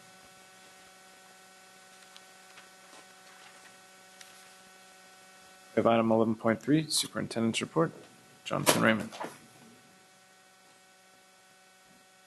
I'm going to yield my time this evening. 11.4, President's Report. I was going to yield my time as well, but I understand that there was someone here in support of Bonheim who wanted to make a comment but didn't know exactly how the process worked. So if you'd like to come, with the pleasure, no objection from my fellow board members, if you'd like to come up and have 2 minutes to speak, now would be a good time. We give her 2 minutes, please. Good evening. I'm sorry I'm not familiar with your names. I'm not sure who I say good evening to except all of you. So I'm excited to be here. Have your name for the record, please. Oh, my name. Okay. Belinda Pate. I'm a registered nurse, and I just moved to the neighborhood where Joseph Bonheim was. When I moved, I was very disappointed to see the school in its state, that it was closed. But I have to admit, I'm more than excited now to see these parents and what they're doing. I'm not used to seeing such a vigorous involvement and enthusiasm for a project from parents. I think we all know how hard it is for parents to get involved, and we usually kind of unfortunately expect lower income areas to have less parental involvement. That's unfortunately what we tend to expect. But I'm really, really excited about the involvement that I see here. My main concern as a resident there is crime rates. Okay, because as a nurse and studying public health, I do know that the absence of a school correlates directly to the kind of crime rates that you might expect to see. Without the children directly involved in extracurricular activities, and without them having a school site located there where they can meet other parents, where people have a hub and a nexus to be involved, crime rates have a tendency to rise. And so as a resident there, I'm concerned about my property values, I'm concerned about the neighborhood, and I hope that you consider adopting the charter. Thank you. Thank you. We have 11.5, our student member report by Margarita Kovalchuk. Thank you, President Cunha. Last week, I had the opportunity to attend the California School Boards Association Annual Education Conference, and I would have to say the experience was invaluable to my growth as a student board member. During the workshops, I gained a strong governance foundation by understanding the process and context in which boards operate. I learned there are 4 legally definable levels of boardsman or womanship, and I'm proud to say that our district is a leader in encouraging student voice. I met with students from all across the state and gained insight to their experience on meeting students on school boards. In addition to meeting the student board members, I connected with a leader in an E Matters practice group through a session on policies and practices facing school districts today and global citizenship. After hearing that our SUSD Student Advisory Council has a social media safety initiative for the year, she enthusiastically offered to help guide me and my fellow students in developing our student-targeted social media safety campaign. I'm so thankful for the opportunities I received by attending this conference, and I hope the board will continue to allow the student board members to attend the annual CSBA conferences in the following years. Thank you. Thank you. We have item 11.6, information sharing by board members. We have Member Pritchett. Yeah, that was kind of quiet, sorry. Sorry. Thank you, President Cunio. I just wanted to report on a couple things. I wasn't at the November board meeting, so I didn't get to report during board sharing there, but I did want to report that I attended the Great City Schools Conference, and there was some great classes, and the presentations by the district were very informative, and I look forward to doing future work with them. Also, I just wanted to commend the classified staff. I know that over the last week we've been getting emails about heaters going out. We've had several work orders that went out where they had to repair. And I don't know the exact numbers. Maybe Superintendent, you can tell us. But I know that they worked really hard and got them done in almost a day to make sure that our kids were staying warm, which is really important. So I just wanted to commend them for their hard work. And lastly, I got at our last board meeting, I was anointed, I guess, by the board to to serve as with the DAC, the District Advisory Council, and I've attended a couple meetings. And our last meeting was this week, and I got to say that the work that they did in that meeting was something to be proud of. And I really foresee the DAC being a lot stronger from here on out. But I did want to point out that if, for those that are here, or if you're listening at home, or if you know somebody, check with your schools and make sure that they're reporting who their DAC reps are. Or if you yourself are interested in being a DAC rep, check with your principals and see if there's an opening. We need more representation at our schools. What? Oh, I said District Advisory Council before. Just check with your principals and check to see if there is a representation for your school. This is something that's very important. And if you have any questions, I'm available either after this meeting, or I'm sure that most of you know how to reach me. So I'm available always to answer questions. Vice President Wu. Thank you, President Cunio. I just wanted to report that I was down at the CSBA annual education conference this past week when I sat on a panel with Superintendent Raymond, and the subject matter was unfortunately, it was entitled Breaking the Seniority Barrier for Teacher Layoffs. I should have included the subject about that we did it solely for the priority schools, and that's how we applied it. But I wanted to share with you that after the discussion, Superintendent Raymond and I, and Lou Lozano was the moderator of the panel, received many, many accolades from members of the who were in attendance at that session for bravery. And it wasn't me that earned it by myself. It was all of our board members for taking the decisions, the positions that we had taken for improving the education for the children in those priority schools. So I want to thank you all for sharing and making those tough decisions. And I wanted to share the accolades with you that we had received. Thank you. Member Rodriguez. Just two things. Going off of what Member Pritchett was discussing about the DAC, perhaps it would be easier for us as board members, if we had a listing of who our school site council leaders were. So if we can get a list of our school site council leaders by our area only, that way we can, when we have these agenda items, school site council for schools to come up individually and talk about what the issues are before their schools, we as board members could reach out to those particular individuals. And secondly, I'm not sure if you feel comfortable about this, Member Pritchett, but I know that you did attend the 7-Eleven committee, and I thought we were supposed to have a standing item on here to discuss 7-Eleven activities. It's next week. Oh, okay. Yeah, they'll be coming in next week and giving us an update about what they have been doing as a 7-Eleven committee. I'd still like to hear what her perspective is on what she's seen as a board member there from the board member perspective.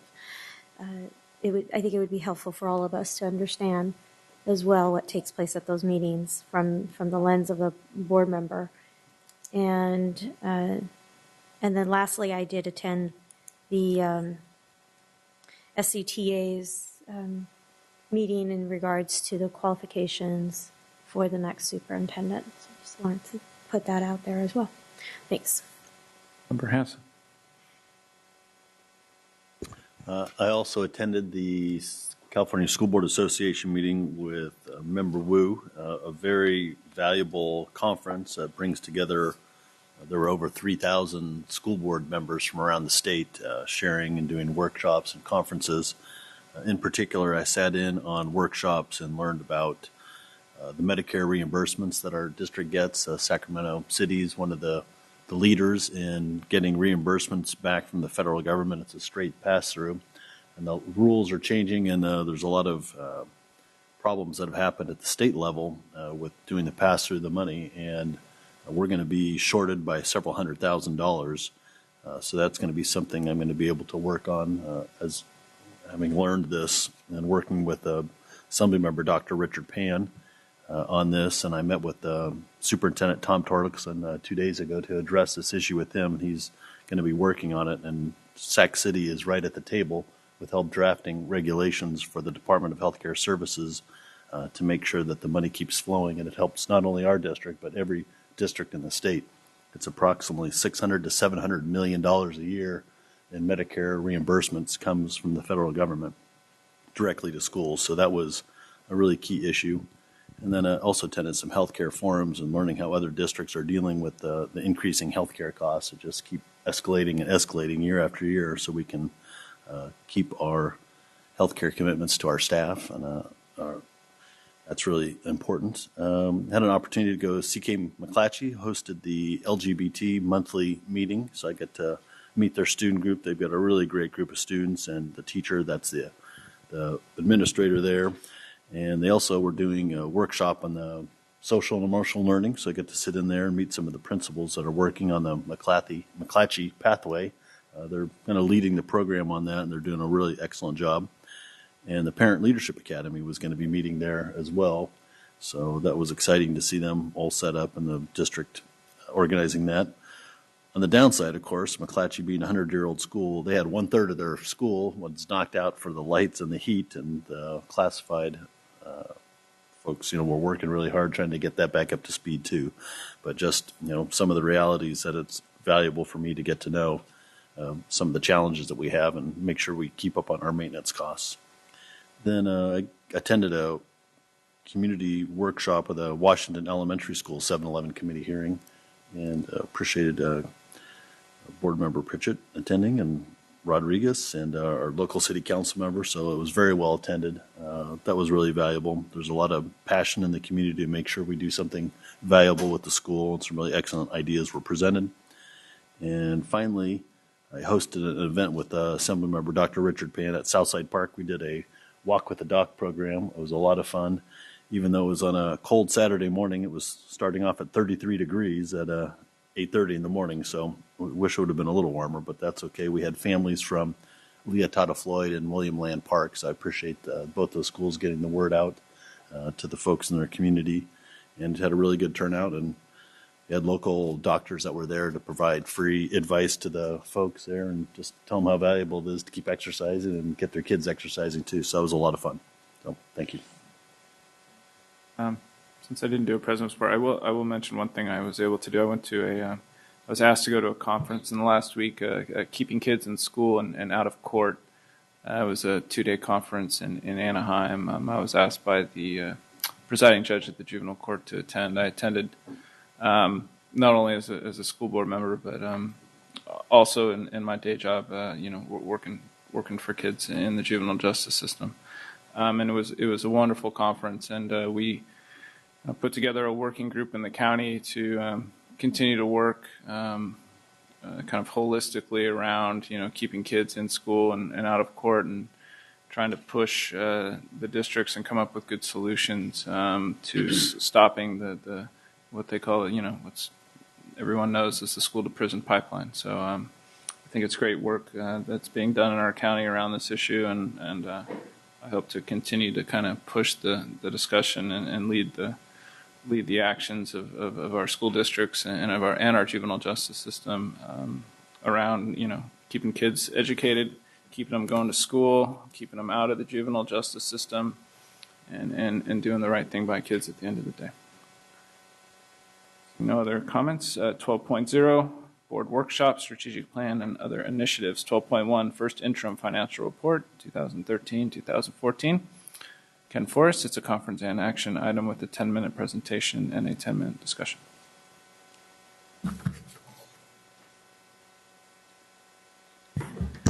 Good evening, members of the board and Superintendent Raymond. We're pleased to announce that the first interim has been completed. It is presented in part of your board packet. As you know, it's close to 100 pages. We have a brief summary of what's been presented. Again, we show the projected enrollment is leveling off. That goes along with the ADA as well. So nothing new here. Again, the fund balance story, nothing new. Same used in the projections, summary of what is included in the first interim report. Just a little indication, you had some comments tonight. While the revenue, of course, has been starting to be restored, it's certainly not fast enough in relation to the annual consumer price indexes. And you can see that that's a pretty steep line that we've been living with since the reductions started. Again, a reminder that this is our projections that are contained in our multi-year projection in the first interim of our increased costs for compensation. The same thing for utilities. And we have updated this chart. Of course, this is a significant issue for us. 3,862 active participants in our healthcare and benefit programs, 3,622 retirees, a difference of only 240. You will note later in the next presentation that the actuarial study has been completed, and the current estimate is our unfunded liability has risen to $632 million for these benefits. So it is something that obviously we will have to address as we move forward. To put that in dollar terms, in unrestricted general fund dollars in this year's budget, we're looking at about $18.1 million that's being dedicated to the red line. So for people no longer working out of the unrestricted funds, about 18.1, that rises to over $24 million of all general fund dollar is going to fund our other post-employment benefits. So it is a big issue, and obviously it's one we'll be bringing back to the board to discuss. It is one the county is extremely interested in seeing how we address it. Just a reminder, we're still below 2008, 2009. But here's the good news. As we indicated before, the county has allowed us to go to 4.5% as annual increases. And what that means is that we are balanced for this year, and we should end up, if everything goes well, with about $685,000 in our ending fund balance. We are balanced or projecting to be balanced next year. Unfortunately, it does not include a cost of living allowance for any of our employees, but it does put back the furlough days. So there are no furlough days. We are utilizing a 10% increase in health benefits, and we're hopeful that that will not be that high. And so you can see we're just balanced in 14-15, as we've indicated to you before. We are positive with some money left over in the year 15-16, and you'll note that at that point we are recommending that the $1 million per year that the board used to allocate into the OPEB come back into the budget. It would be our recommendation that should we see savings, that we start to move money into that unfunded liability at board discretion to address that. The county, again, has further emphasized that. And what do I mean by that? Monday of this week, I received a call from the county, first thing, and Monday of the week before. So I'm anticipating the same call next Monday, just to remind you. That's all we have tonight. If you have questions, we'd be happy to answer them. The report is complete. Again, we are pleased to indicate that our status is improving. We're still qualified, but it is improving. Thank you. Do we have public comment? No public comment. Member Rodriguez. Yes, I didn't expect you to go so fast. When you say brief, you mean brief. Thank you. My questions are going to relate back to the audit, even though we haven't, it's the next item over, but I know that the auditors cannot answer these questions. So We'll be up here with the auditors. yeah, but it's related to the budget as well. Okay. So might as well just do it here, right? Because I'm impatient. Well, at least tonight I am. So the audit report shows us, and I can't remember just the exact number off the top of my head because I went ahead and got rid of the audit report off of my laptop. Do you want to bring me that? He has a hard copy right there. I know you have several of them. This is... As for the next topic, but I would... Yeah, that way I can see it. We were at a net assets, which were negative. And I had predicted that because I had been seeing this number drop by millions every year for the past 3 years. And I knew that we were either going to be barely positive or in the negatives. But I didn't expect to see it like almost $5 million negative. So where at in this budget are we compensating for that? I know that we're not going to be doing cuts. But are we hoping beyond all hope that LCFF is going to come in and even that out? Or are we getting some kind of like look aside kind of thing from the county? So I'm an old guy. Mm-hmm. So I remember when the green shade accountants, did not require that statement.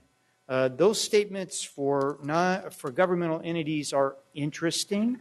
And if you're a public utility or a city with significant infrastructure, it's extremely interesting.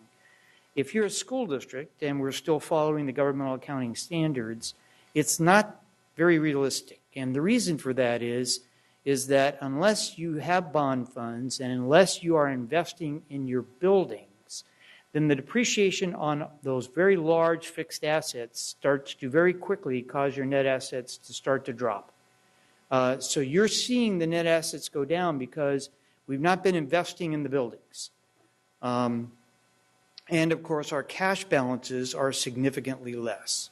So the only way we're going to start to see that portion of the audit start to go back up are investments in our large fixed assets, our capital assets, our buildings, and investment in fund balance. And that's what it would take. If I hear you correctly, then no amount of closing schools or laying off teachers or classified or any of the staff, the services staff that we have is going to help us in that regard in the deficit. It's a facilities issue because we just don't invest the dollars in capital improvements, shall we say, or maintenance, deferred maintenance. It wouldn't be maintenance. Okay. It's truly capital improvements. And, you know, we've closed schools, but they're still on the books. Mm-hmm. And the depreciation continues. And so it's really, and again, remember, depreciation exists for most companies for tax purposes. We don't pay taxes. So there's a significant difference between a government and a commercial enterprise. There's also a significant difference between, again, a governmental entity like a city that may have airports, roads, bridges, sewers, et cetera. The intent, and you can ask the auditor who's really into this stuff, I assume, yes. The intent of this disclosure was to point out the disinvestment in infrastructure nationally. So when you start getting these negative net assets, what it's telling you is that your assets are becoming less and less valuable, and if you don't invest in those assets, you end up with a negative number. Now, in our case, our buildings really go long beyond the usable life of a building because we do make investments in them. And my oldest school that I've ever used was 125 years old, and it was a great school because we'd invested in it. But it was 125 years old. So the difference is it's hard to do that if it's a bridge or a road. 125-year-old bridges aren't good investments. So that's the difference. So the large governmental entities with infrastructure that must be maintained, this seems to make sense. For school, there are a lot of very positive school districts, money-wise, who still have negative net assets because of this. It just depends on how old their assets are. And I think the auditor can further explain. That doesn't do it for you. So second question. I'm okay with that answer.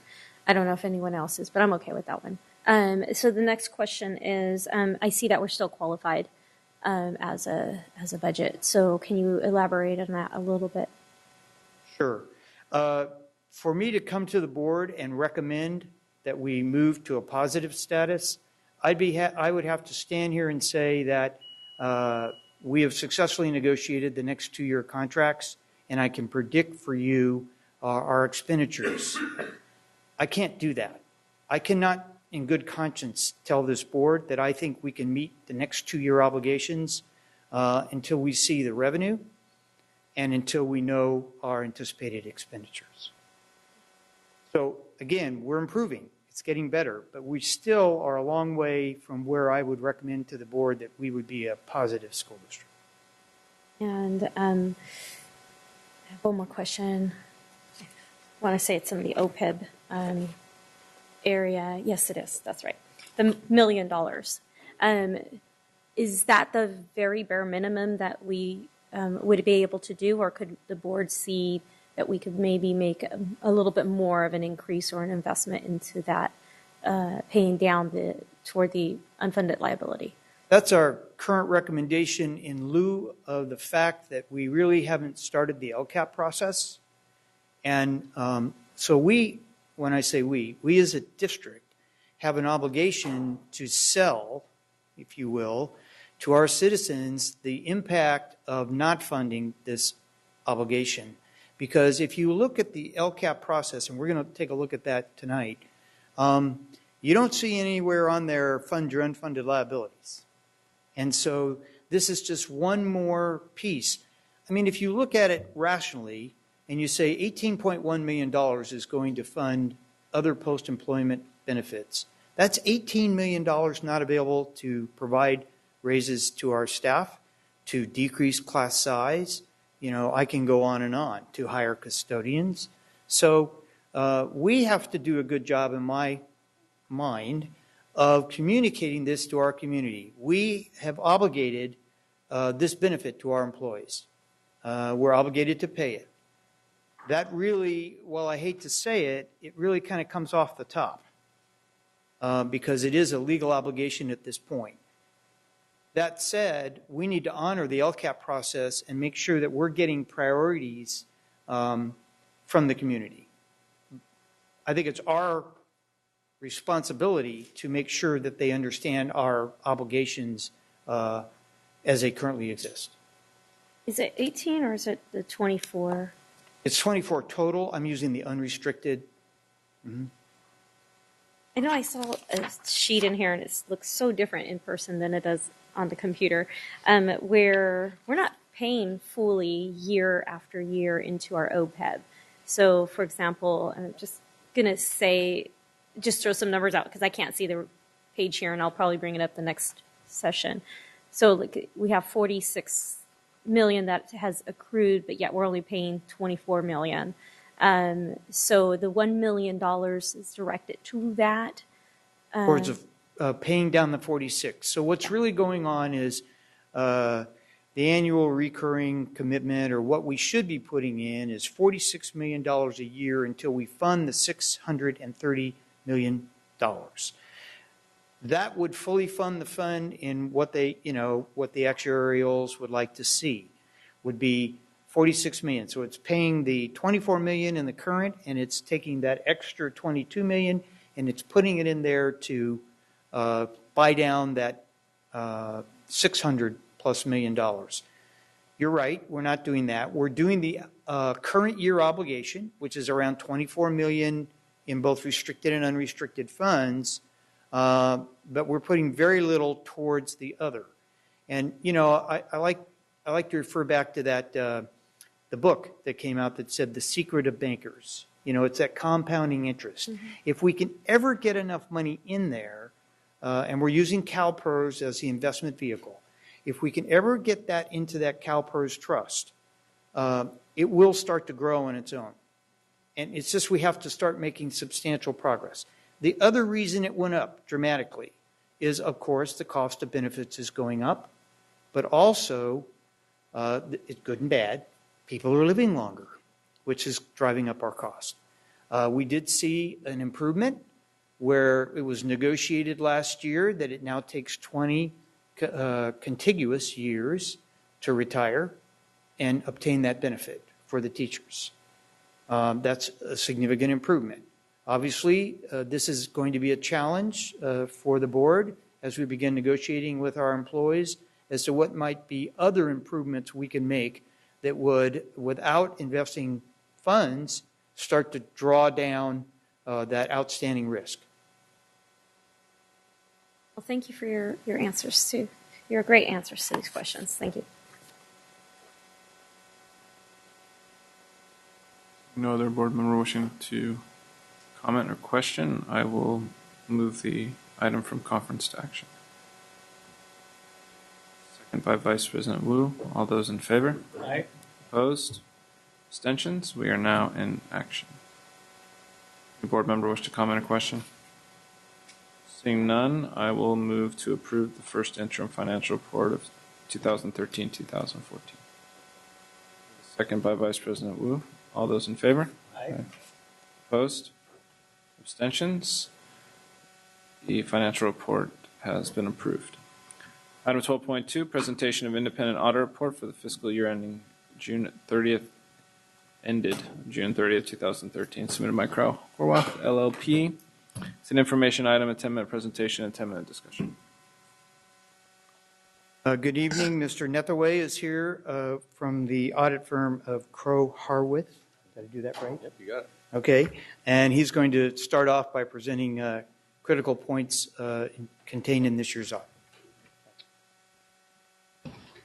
Thank you. And before I get to questions, I did want to take just a couple of minutes. I was preparing for this presentation. I asked my 11-year-old son, how do I make an audit more interesting? His response was, be brief. So I'm going to be very brief and share with you just some highlights from the report and the process, and then really answer any questions you have.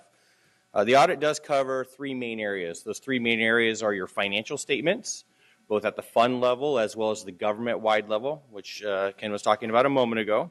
It also covers federal compliance, and it covers state compliance. And so we look at all three of those areas and render opinions on those as a result of the work that we've done.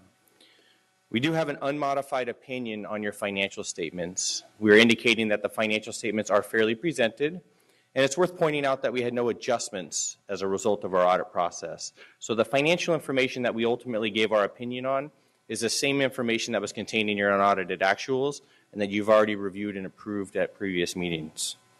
We also audited federal compliance, and on page 98 of your report, you can see exactly what programs we audited.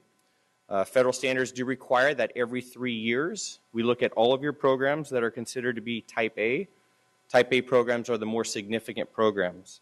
So we indicate on there that we looked at 3 programs this year, and as a result of auditing those programs, we also had an unmodified opinion. That is to say, we had no violations of federal compliance standards related to those programs or your internal controls related to those programs. Finally, we evaluated your state compliance. There's a state compliance opinion here that lists out a number of areas that we have to look at. And that involves going out and actually working with your site personnel, looking at things like attendance, kindergarten continuation, of various areas from state compliance perspective. The state standard does require that if we find anything as a result of that, even that for one day one student shouldn't have been claimed for attendance, we have to include that in our audit report. So you see in the very back of the report, I did have 2 items related to state compliance. Both of them had no impact on the district because they were so insignificant. They were both below 0.5 ADA, but again, we're required to report those, but the district's not required to do anything to make corrective action in relation to those. They're just required to be included in the report.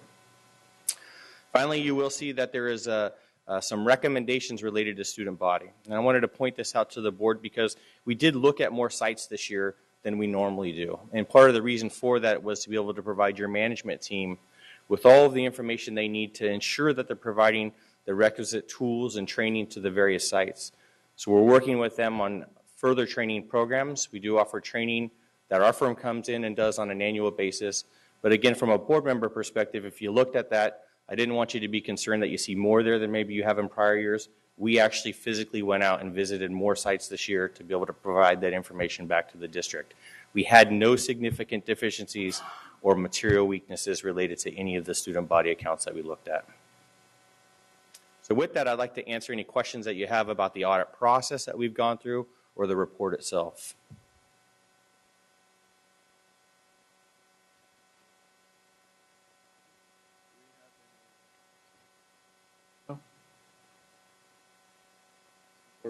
Member Rodriguez. Of course, I'm the only one, right, to ever ask any questions. I think you heard me ask about the final balance of the net assets. I think that it would be worthy of the explanation of what Ken Forrest was talking about in terms of how things have changed in terms of disclosure of depreciation. Just if you can make it as in layman's possible terms, that would be great. Take off the green shade for a moment, right? Yes. Okay. A couple of quick things, because I was thinking about this as he was talking. I think his explanation was excellent, and you can see the results of that in the financial statements themselves. The first point I think I would make is that as you're evaluating your interim budgets and the information that you're looking at versus qualified, unqualified, the different types of reporting, it does not factor into that consideration at all any of your government-wide financial statements. So none of your assets as far as capital assets, none of your long-term liabilities. There's some evaluation of what the impact of paying those liabilities is going to be and those sorts of things, but it doesn't look at this overall picture. The only time you ever see that is right now here in the audit report. The results that you've seen this year, I heard you say that you weren't surprised by them. And I would have to offer to you that as you look forward in the future, you shouldn't be surprised to see those numbers or those negatives increase.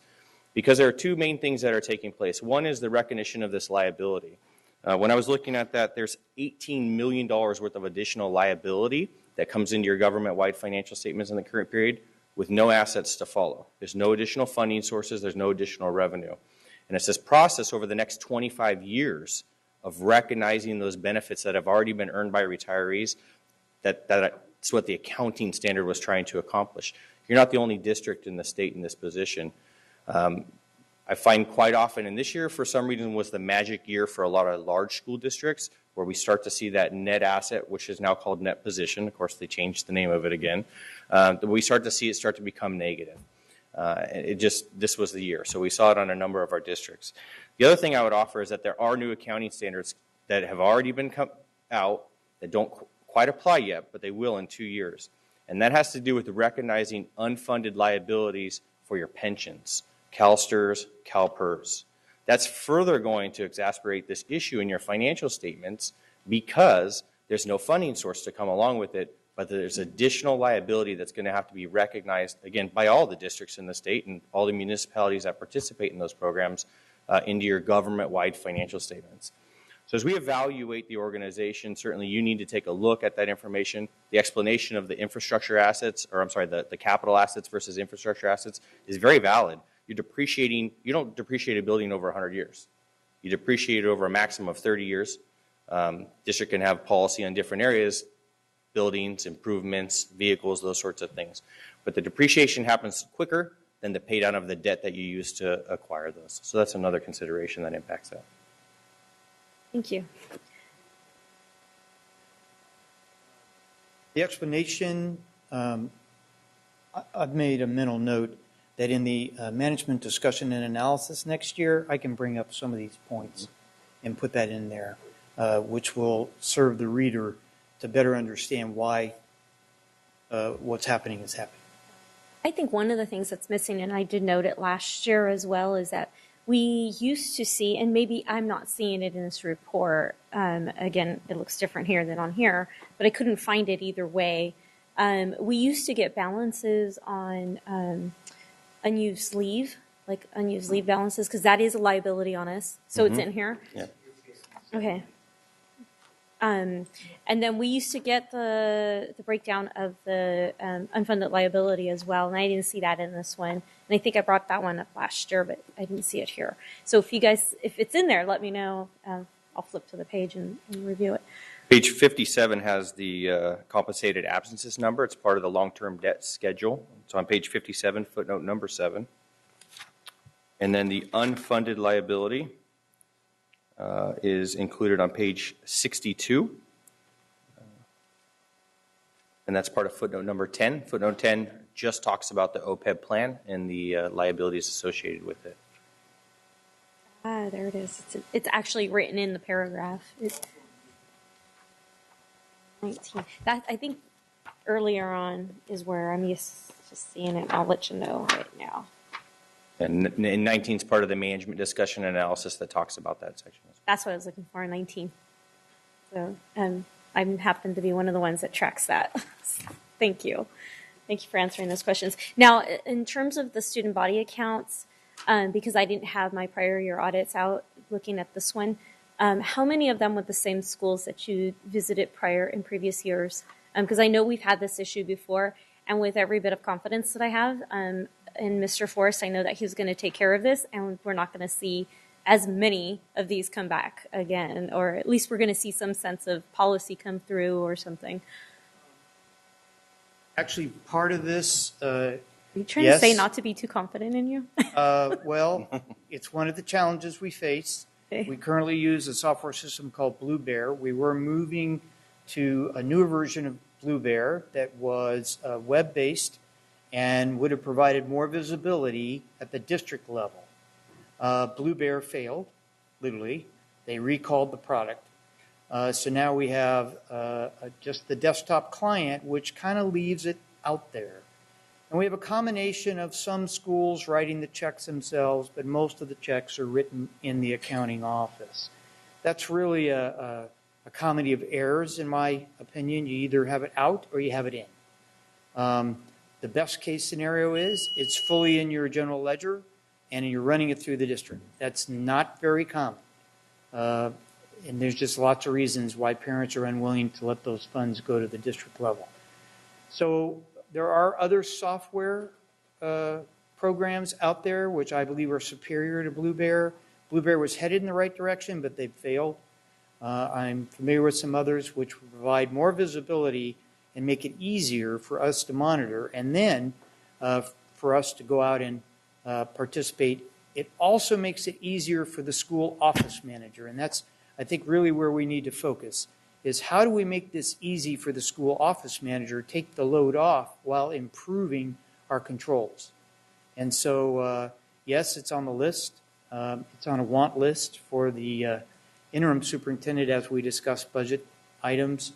I happen to agree with Matt that a little more checking would be helpful, but we need to be doing that all year. And it's not checking to catch people doing something wrong. It's checking so that we can assist them with instruction on how to improve. Thank you, guys. And how many of them were the same schools as the years prior? All of the sites that we visited that we had recommendations on in the prior year on pages 105 and 106. And so I don't think there were any from the previous year, but I'd have to just flip through and double check. I just couldn't, I didn't have a good memory of which schools were on from last year to this year. Yeah, I don't think any of them were included from the prior year. I think those were all my questions. For all my questions, I think you did an excellent job, as always. So thank you again for another great year. Thank you. Member Pritchett. Thank you, President Cunha. Thank you for the presentation. I'm going to kind of piggyback on what Member Rodriguez was saying. As I was reading through the findings, it seemed like to me that I had read this before, and it was from the previous audit. I'm pretty sure, like I see one of my schools in here, and I'm pretty sure I remember it being there before and for some of the same reasons. So my question is probably to Ken or Superintendent, how are we fixing these findings? Well, again, you have limited staff, and we've asked staff to do a lot. And this is just one more thing we've added to their plate. We've reduced staff in the central area. We used to have internal audit function in the district. That's gone. It's something I may be recommending that we restore at least one person. But I think the way to do it is to move to a more automated system that does make it easier and instill some pretty simple to follow procedures. I'll just tell you what they are. Basically, it's first in the notebook. If you use this other software I'm talking about, literally it's very easy to put your documentation in. When you write the check, you put it in a notebook, you're done. If we need to go review that, if the auditors need to go review it, it's in strict chronological order. And it's pretty easy to look at. And then you provide a little checklist and you provide training that says every transaction really has to answer the who, what, when, why, where, and how. And if you haven't answered all those questions in your transaction, then you're not done till you answer those. If you use better software, the software kind of makes you answer those. And so that helps. As far as the cash counting procedures go, that truly is training and reinforcing the need to do that and the consequences of being sloppy in your cash management. One advantage to the newer software is it removes more and more cash. So the newer software allows you to, for example, with an iPhone with the little square, you plug it into the iPhone and they can take credit card payments at the football games by swiping a credit card coming in. So all those types of things make it easier for the schools and eliminate, the hardest part, and that is accounting for Okay. That was some of my questions. I'll pick on a school in my area, and this, for example, and my daughter's on the ASB, so I see a lot of what happens with that group because I'm involved in it. And I know every time I buy something, they have to fill out the little receipt book and give me a copy of the receipt, so I know that they have that. So you're just saying that they're not turning it into somehow you're not getting it, is what you're saying. Yeah, it depends. And an example of this other software I'm talking about, it's the equivalent of electronic cash register. It's right there. And you just fill it out. The best part, though, is most of the stuff parents and students buy is done electronically over the web. And it builds the deposits. There's lots of advantages. So, again, you've heard me complain probably too much. You're probably sick of it about Escape, which handles the $400 million that we have to deal with. We're kind of focused on getting that fixed, and then we were going to move to the student body accounting. California is very lucky. They have a great student body accounting manual, and the rules are well defined. The rules are well defined. And so it's a matter of providing training. All right. I think one thing worth pointing out is that we did not find any instances in the work that we did that indicated that cash had gone missing or anything like that. It was the controls related to be able to answer the question, was all of the money that made it to the bank all the money that should have made it to the bank? And that's the difficult question to ask oftentimes with ASB and the different types of fundraising activities. It was just the reporting processes of it. Okay, thank you. Student Member Kovalchuk.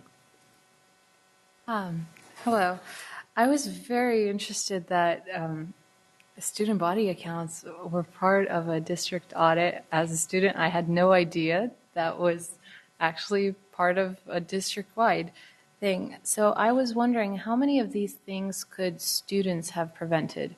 Or is it more of problems with communication or something like that? Is there something students can do, especially maybe not at the elementary schools, but at least at the high school level?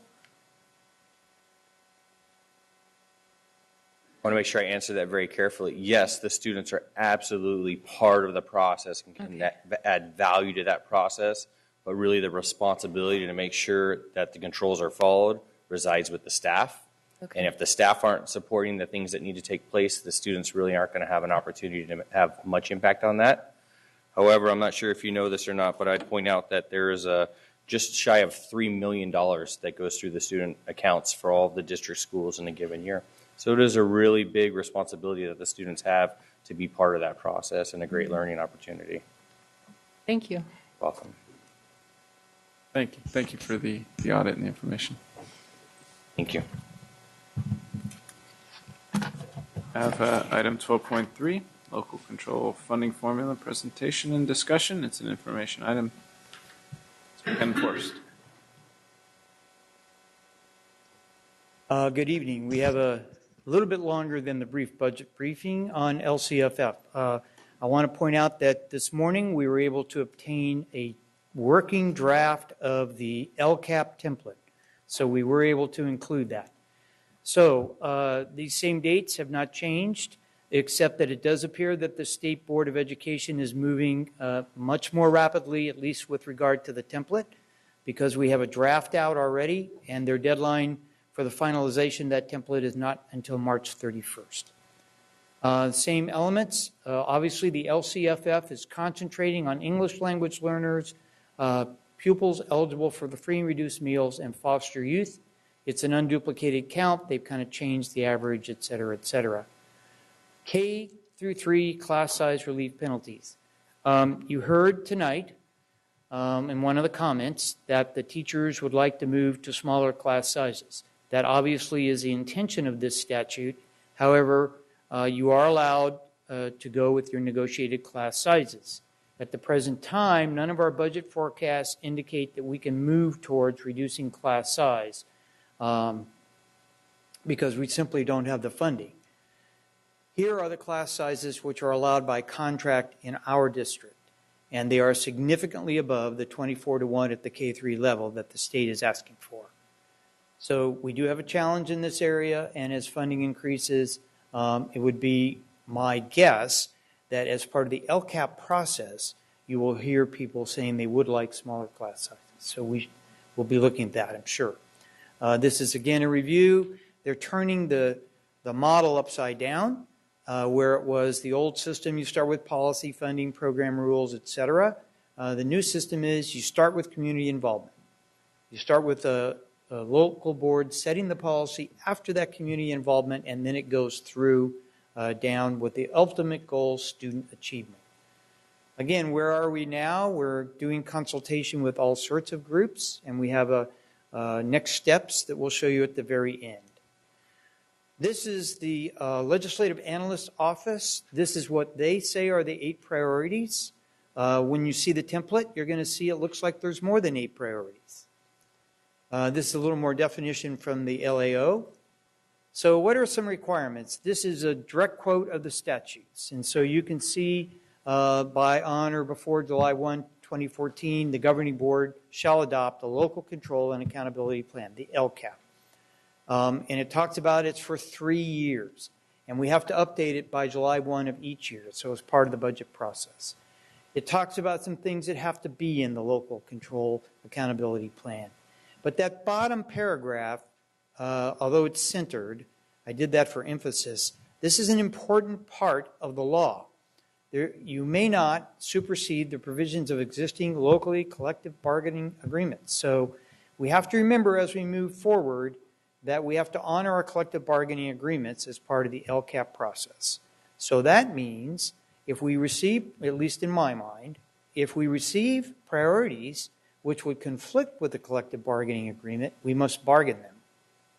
And we need our partners. Remember, all of the labor groups are required by statute to be part of the LCAP input. And so, in theory, they're going to be hearing these priorities coming up as part of the LCAP discussion. And then we would need to get the collective bargaining agreements brought in line with the priorities being presented by the LCAP process. So this is, I know it's a little small and hard to read. This page is a lot of quotes right out of the statute. And there's just lots of stuff in here that refers to the statute. The next page starts to break it down. They have conditions of learning. They talk about the basics. They talk about pupil outcomes. They talk about engagement. I can sum up most of this for you to say there's going to be some requirements to set goals. And when you look here they're saying, for example, on stakeholder engagement, here are the guiding questions. You know, have parents, community members, students, and local bargaining units and other stakeholders, okay, have they participated? And if so, how did they participate? These are the questions. So they're kind of leading questions, which we will have to work with our LCAP team on, to how do we incorporate this to show that we have done the required amount of stakeholder engagement. And they use, I think it's critical, they use the word stakeholder. They don't use the word community, they use the word stakeholder. I think Superintendent Raymond has indicated that part of the stakeholders are kids. And so we would be looking to students to also participate in the program. So this is a lot of detail. It's the very beginning. It's marked draft. But I think it's a good outline of where we have to head. And there is much detail. The other piece that I would summarize for this is metrics. They use the term metrics and accountability a lot in this template. They also say quantifiable. So when you start using words like that, now we're talking about setting a goal or setting an objective and tying it to a measurable, qualitative or quantitative objective. And that's directly in the language and in the template. So again, when you look here, it says goals and process indicators. There's a lot of language there, but that yellow is key. What are the LEA's goals to improve student outcomes? How do these goals relate to the state priorities and locally identified priorities? The other piece that's in here, and very specific, it not only must be a district goal, but these goals must show how they are at the school level. What is the school doing to ensure that the LCAP objectives and goals are being funded and basically monitored? And so you can look through this, and it's that number 5 says it. What data, quantitative and qualitative, were considered or reviewed to develop goals around the state or local priorities and review process toward the goals in the annual update? But that really is the whole plan. What data were considered, reviewed for individual school sites or subgroups? And remember, the subgroups are well defined within the code. We have the 3, the foster youth, English language learners, and the free and reduced. They've also added throughout this document students with disabilities. In addition to that, this document is very clear. It is not just the concentration and supplemental funds, but it is the entire budget that is to be considered as we look at this, and not just the LCAP funds, but all funds. Now, the concentration and supplemental are the accountable piece, which we must report on. And they're actually saying, they're giving us a specific reference to the Ed Code and how we must report it, but they're really just saying we have to use the SACS code. We have not heard if they're going to provide us with a separate resource code that would make this a little easier. What we have heard is if they don't, it's highly recommended that we create our own. So here's an example of the template. The identified need and metric, the goal, the annual update and progress and review towards that goal. And notice year 1, year 2, year 3. And related to the state and federal or state, and local priorities. So how does the identified need directly relate to the priorities the state has established and the board and our local community have established? So again, they have some more guiding principles. They give us some instructions. And you see they're very specific, again, with those three categories in the middle, and the fact that we're going to have to account for those. And down in the, just above the word guiding principles, you see expenditures must be classified using the California School Accounting Manual as required by the Education Code. So they're telling us we have to do that. And then number 2, I think, is very interesting under the guiding principles. How do these services, how are they linked to the identified goals and performance? And if you look, it says, what expenditures support changes to services as a result of the goal identified?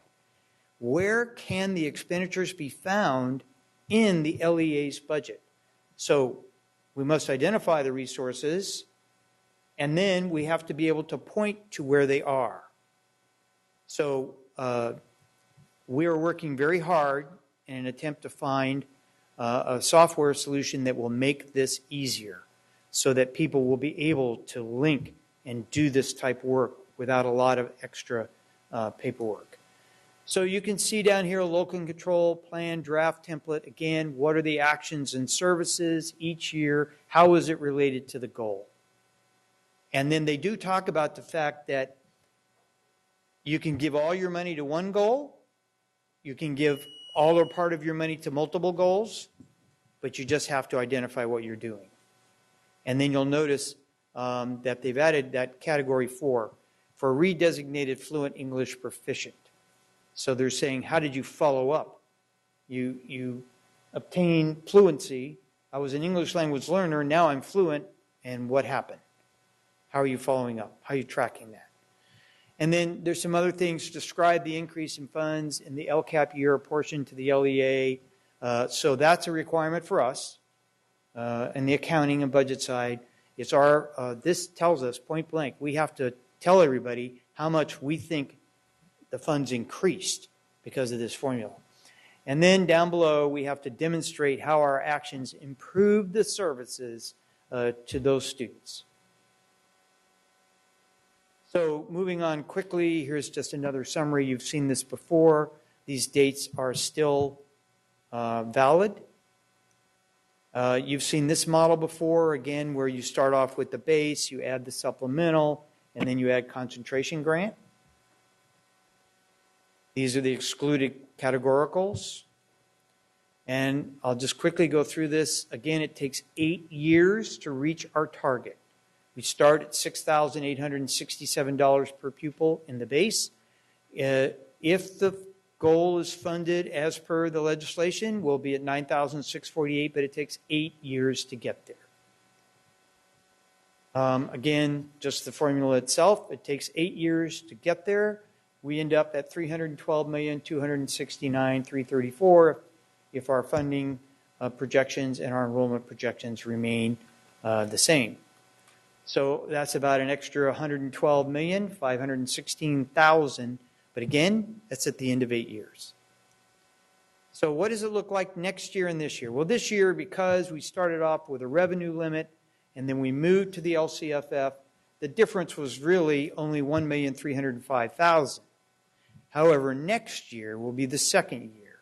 And as per the instructions on the template, we will have to be fully accountable not just for 1 year, but 2 years worth of supplemental and concentration.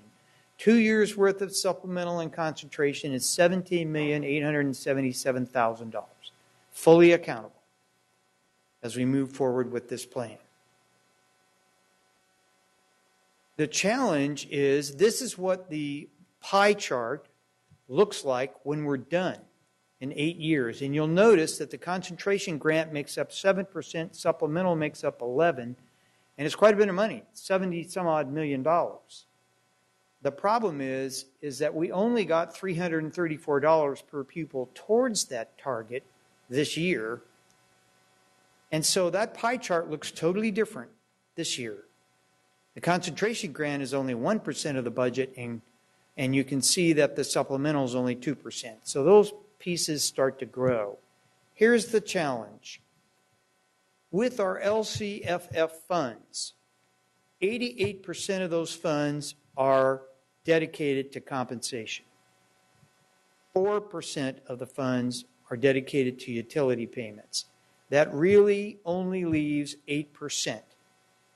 That means if the LCOP process says we want to do X for our English language learners, part of X is going to have to be salary and benefits because we're committed by contract for this amount of money, unless we want to go through a layoff process or close programs, et cetera, which we can do. The timing is bad. So because it's a 3-year plan, we'll have some flexibility. Because the plan does not have to be adopted until basically June 30th, remember, our layoff process by EdCode really starts in February. So unless we had our LCAP done by February, any expenditures related to compensation will have to delay a year. And we'll have to work to make those changes in the event we have staff reduction. And so that's the challenge, in that there's a little bit of disconnect in the timing of where we are. What are the next steps? December 16th, we have an LCAP advisory committee or meeting, here at the Cerner Center, 6 to 7:30 p.m. In January and February, we'll have additional LCAP committee meetings, and we're going to start getting input on what the plan should look like. In March and April, develop the plan, and in May and June, complete the plan and adopt the LCAP and the budget. Those are general outlines of where we're headed. And that is our LCAP presentation. Questions? Do we have public comment? Excuse me. We have 3 public comments on this item from Laura Rios, Carl Pinkston, and Maria Rodriguez.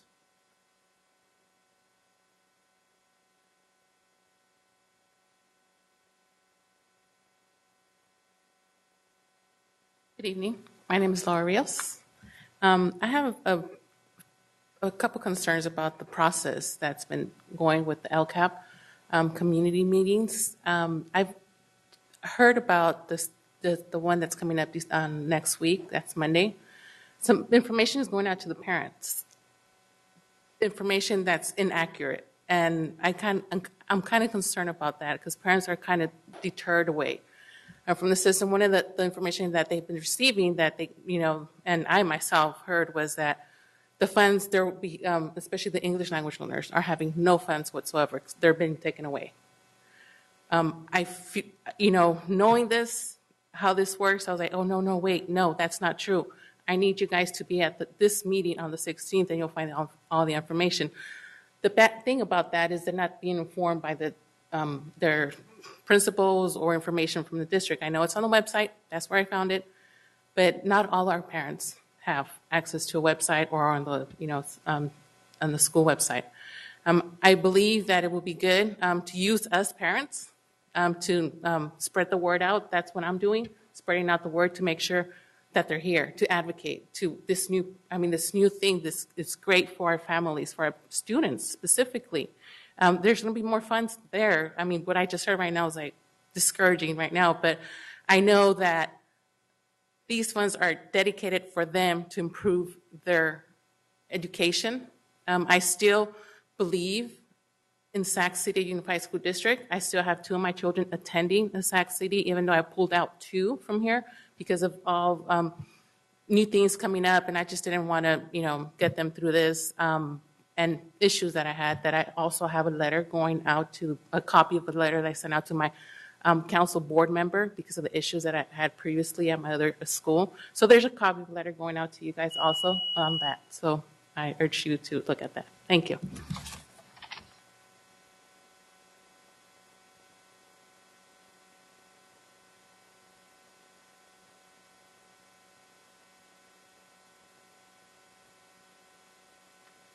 Good evening. My name is Carl Pinkston. I'm with the Black Parallel School Board. Thank you for the opportunity to speak with you today.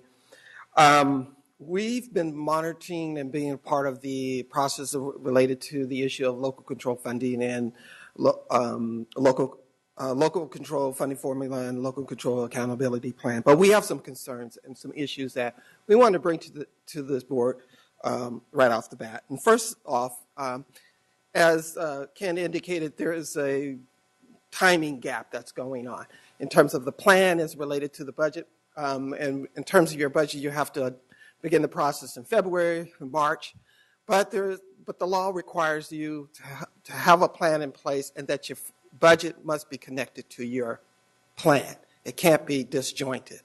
So the challenge that I think you need to work around it, as a fix to work around it in the meantime, is not do anything. Take your previous 2013 budget, hold it as is, and part of that has to do with not trying to change anything fundamentally. And I would strongly recommend that you not increase your ending fund balance. Do not do that. Hold everything in place at this particular time. We also strongly suggest that you think in terms of proposing to do what we call a participatory budget process, which is what it was a project that was implemented in Brazil that is being used in various cities, Vallejo, San Francisco, and some of the school districts. We're working with the participatory budget project to bring it here to Sac City because we think that will greatly increase the stakeholder participation and understanding both the budget and getting their buy-in in terms of what people really want, in terms of students, teachers, community, and all the key stakeholders. Last but not least, I think in terms of your advisory committee, it's not called an advisory committee, but an advisory meeting, we strongly really think in terms of a lot of your structure that is currently in place in terms of ELAC, DAC, and all those, do not truly reflect the population, your student population. You really need to think in terms of how you can make sure you have all the stakeholders participate in this particular process, because currently right now, those who have the power in higher performing communities are the ones now that are driving this LCFF process that is taking place today. They're attending the meetings, they're shaping the narrative, and I strongly suggest you stop this process, relook at it all over again, and hold everything, and then seriously take a look at alternative approaches of doing it. But I also want to say to Ken, I agree with you. You need a new program, county program.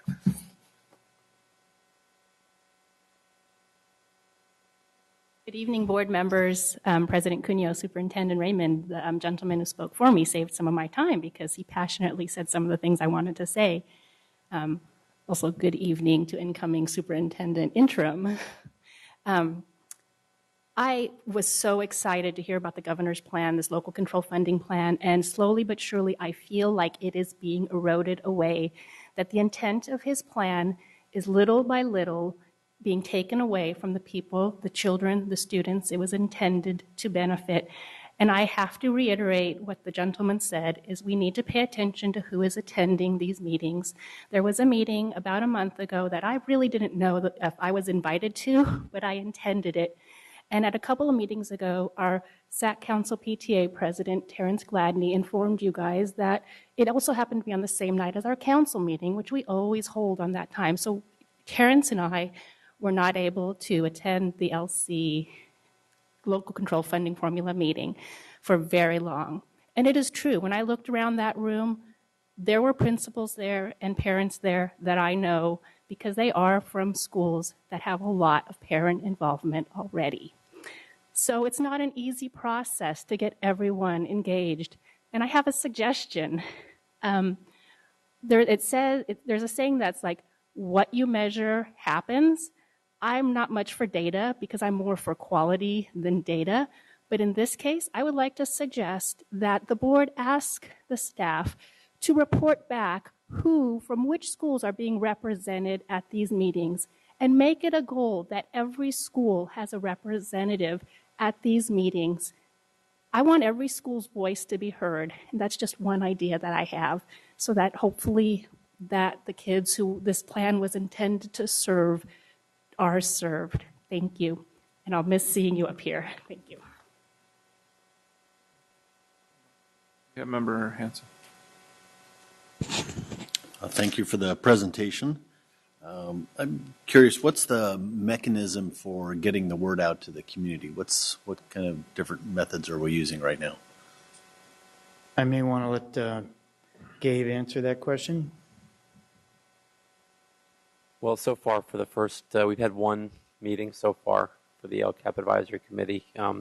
We send invitations out to a number of partners, parent groups, parent leaders, our parent engagement team, and I think Tumu was here. I'm not sure if she wants to speak to this or not, but I know they've engaged with community partners.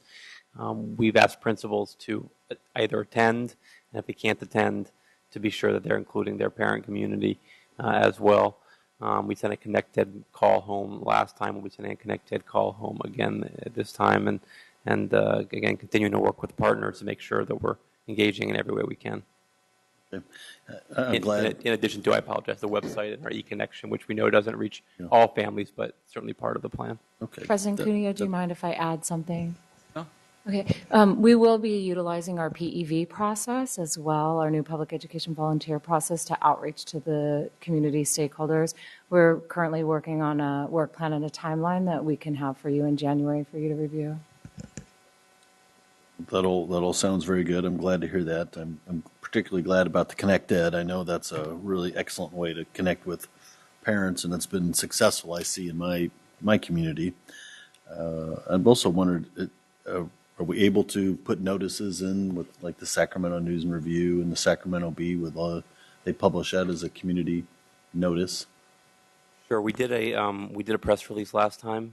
The coverage was minimal, but we'll continue to push and work for coverage on these events. Sometimes local media outlets, let's say their coverage is so-so on the kind of process stories, as they would call them, but we'll keep pushing and ask for their help in sharing this message. Mm-hmm. And we might also encourage principals at the schools, when we have these meetings, they can post a notice on the board at the schools, just so I know when a lot of parents drop their students off, they have an opportunity to see that. So we really try to be as broad-based as we can. Nothing is more discouraging, I think, to anyone than thinking that something's happening and they didn't have an ability to participate in that. And so I'm glad that we're using every method we can, and we keep doing that throughout this process. I think we obviously need people to believe that it's and experience that it's as open and participatory as possible to be successful. So that was my key question at this time. Thank you. Member Pritchett. Thank you, President Cuneo, and thank you, Member Hanson, for asking that question, because you kind of took the words out of my mouth. My question to you is, if we are using the Connect Ed to get the word out, how much notice are we giving people?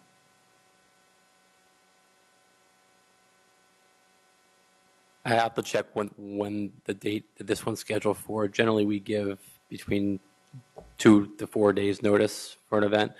It can be a sweet spot between getting too much notice, or people sometimes forget about the date, and obviously we don't want to give last minute notice. So I'm not sure when this call is scheduled for, but I can get back to you on that. Well, and I know that we don't like to bombard people with phone calls, but I get the phone calls, and I really don't mind a reminder call saying this is happening again. If it takes two, have it be 2 to 4 days prior, then maybe 24 hours prior, just a reminder this is happening. That's just speaking from myself and from people in my community, that we really don't mind getting phone calls. And people that don't want to hear them are just going to hang up, honestly, or erase the message. So it's just an idea. I have a question in regards to slide 7.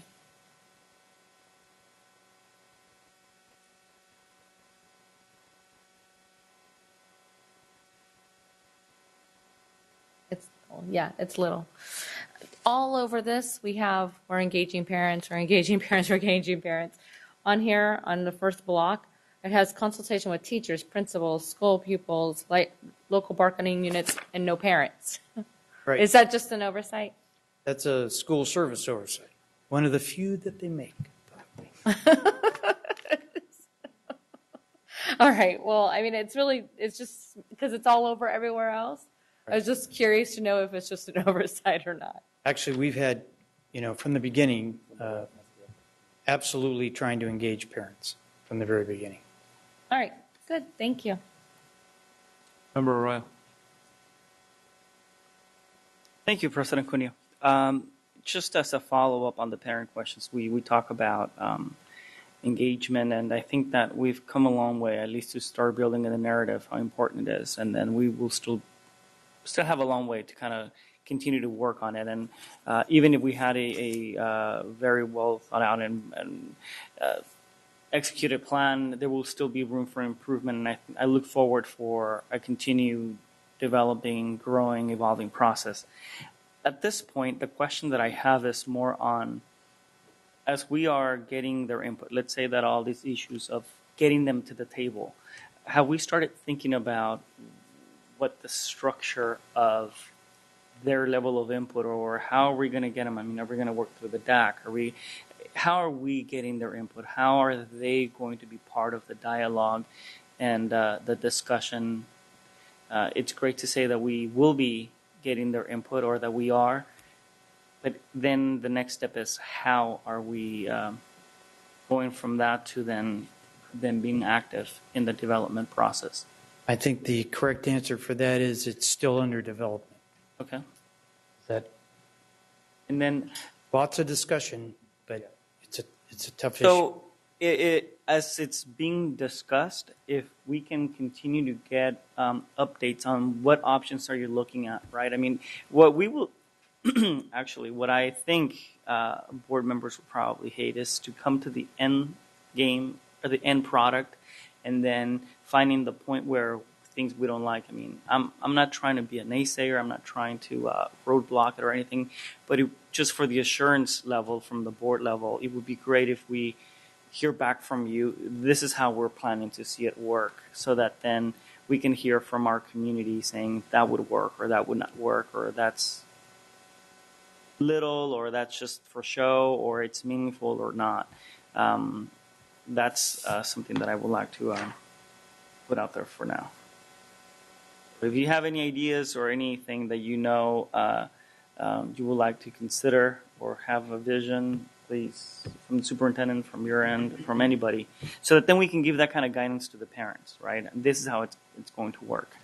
Then the next question that I have is, and it's for Mr. Ross, and maybe he can, as we are sending the message out to the different schools, the different mediums, right? I think that this is where Board Member Kovalchuk could be very, very helpful, because if we have either materials, flyer, brochure, something that is very explicit, very clear, I'm sure that we can tap your talents on. What would be a good visual that then we can probably tap students to kind of, high school students primarily, because high school students more than likely have siblings that are at the lower grades, and use that network that can directly get to the parents to get the information.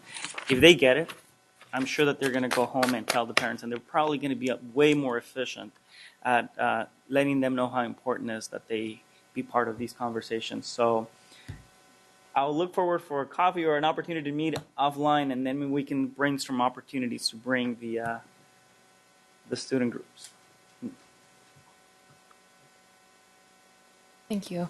I'm all for the student participation in this. The only problem that we came across with getting the word out to students is that we were told about this meeting on our Tuesday, so 2 days ago, our Tuesday meeting with the Student Advisory Council Executive Board. So these are students that come from the different high schools, and they were selected by their high school peers to be part of this group that would facilitate information to other students and such. And the only problem is the timing. It's just, it seems like such a short notice, especially for students. Our main source of communication, we can always post it on our social media pages, but our meeting with all the high school representatives is the Tuesday following that. So we will do our best efforts to get students involved, but it's a very tight notice, very short notice, so it's hard. And I think that, thank you for that, and I think that there will be future opportunities Yes. to get involved, and I think that I would look forward to an opportunity to brainstorm with you and anybody else that wants to figure out how to best get the word out to the parents and the students. Thank you. But I think to follow up on that, one of the things I think we could do to facilitate the process in subsequent years is that the LCAP team, ever how that is formulated, develops the calendar for next year, this year. So we have a clear calendar that's well published starting for the next budget year. Student Member Kolchak, did you have anything else you wanted to say? Okay. We have Member Rodriguez. Thank you, President Cunha. Okay, so I have other questions. I wasn't planning to talk about the outreach part of this because I know that that will be brought forward at a different meeting. But since it's there, I'll comment on it as well. And I'm going to be a little frank here. I think that this district has sorely missed a major opportunity by not engaging us board members in the outreach department. Each one of us up here got up here because we did an extraordinary amount of outreach to get into these seats. So who better than to ask the person who actually went out to the community, who knows how to get people engaged enough to vote us into these seats. So if you're not engaging us in any type of plan, then you're missing out in a major way. And you guys are going and reinventing a wheel that you shouldn't even reinvent because you've got one expert up here that actually does it for a living. So why not tap into him? That's Member Arroyo, and I'm going to put you out there. I'm sorry, but he is one of our masterminds up here on how to do community outreach. And if you're not asking him, then shame on you. So I'm just going to say that. The other thing is I've spoken with some students in the district like a few weeks back and asked them, and this was on a totally different related topic, but I asked them, what is best for you when you want to get the word out about something? What media do you use? What medium do you use for education or for outreach? Is it email? Is it Facebook? Is it Twitter? And it really depends on what it is. But I would say that, and this is a question for Mr. Ross, do you have a Twitter account and are you actively engaging on that for Sac City? Not you personally, but Sac City. Does Sac City have a Twitter account? And are you actually tweeting? And if you do, then how many of us are following that account? Sure, it's a great question. We do have a district Twitter account as well as a district Facebook page. It's an area that we use. I'll say we use it not to our full capacity yet. We're not there yet. We're still working on growing our audience and making it a more powerful tool for us. We've had student interns in the communications office over the last couple of years who have helped us build it and grow it, but it's an area where we can still improve. Certainly encourage and welcome any participation from the Student Advisory Committee and or Student Advisory Council and students who are, as we often know, well ahead of us in those areas. But it's a tool that we have used in the past, we'll continue to use, and will continue to grow. I can't speak to however many board members follow us on Twitter. I know that Member Hansen does, and he often will retweet our tweets or mention us on his Twitter feed. I can't speak firsthand to how many other board members follow our account on Twitter. I don't have a Twitter account that I care to share as a board member. I could create one if I knew that was going to be effective and that it was not going to be something that was going to be troublesome and bothersome.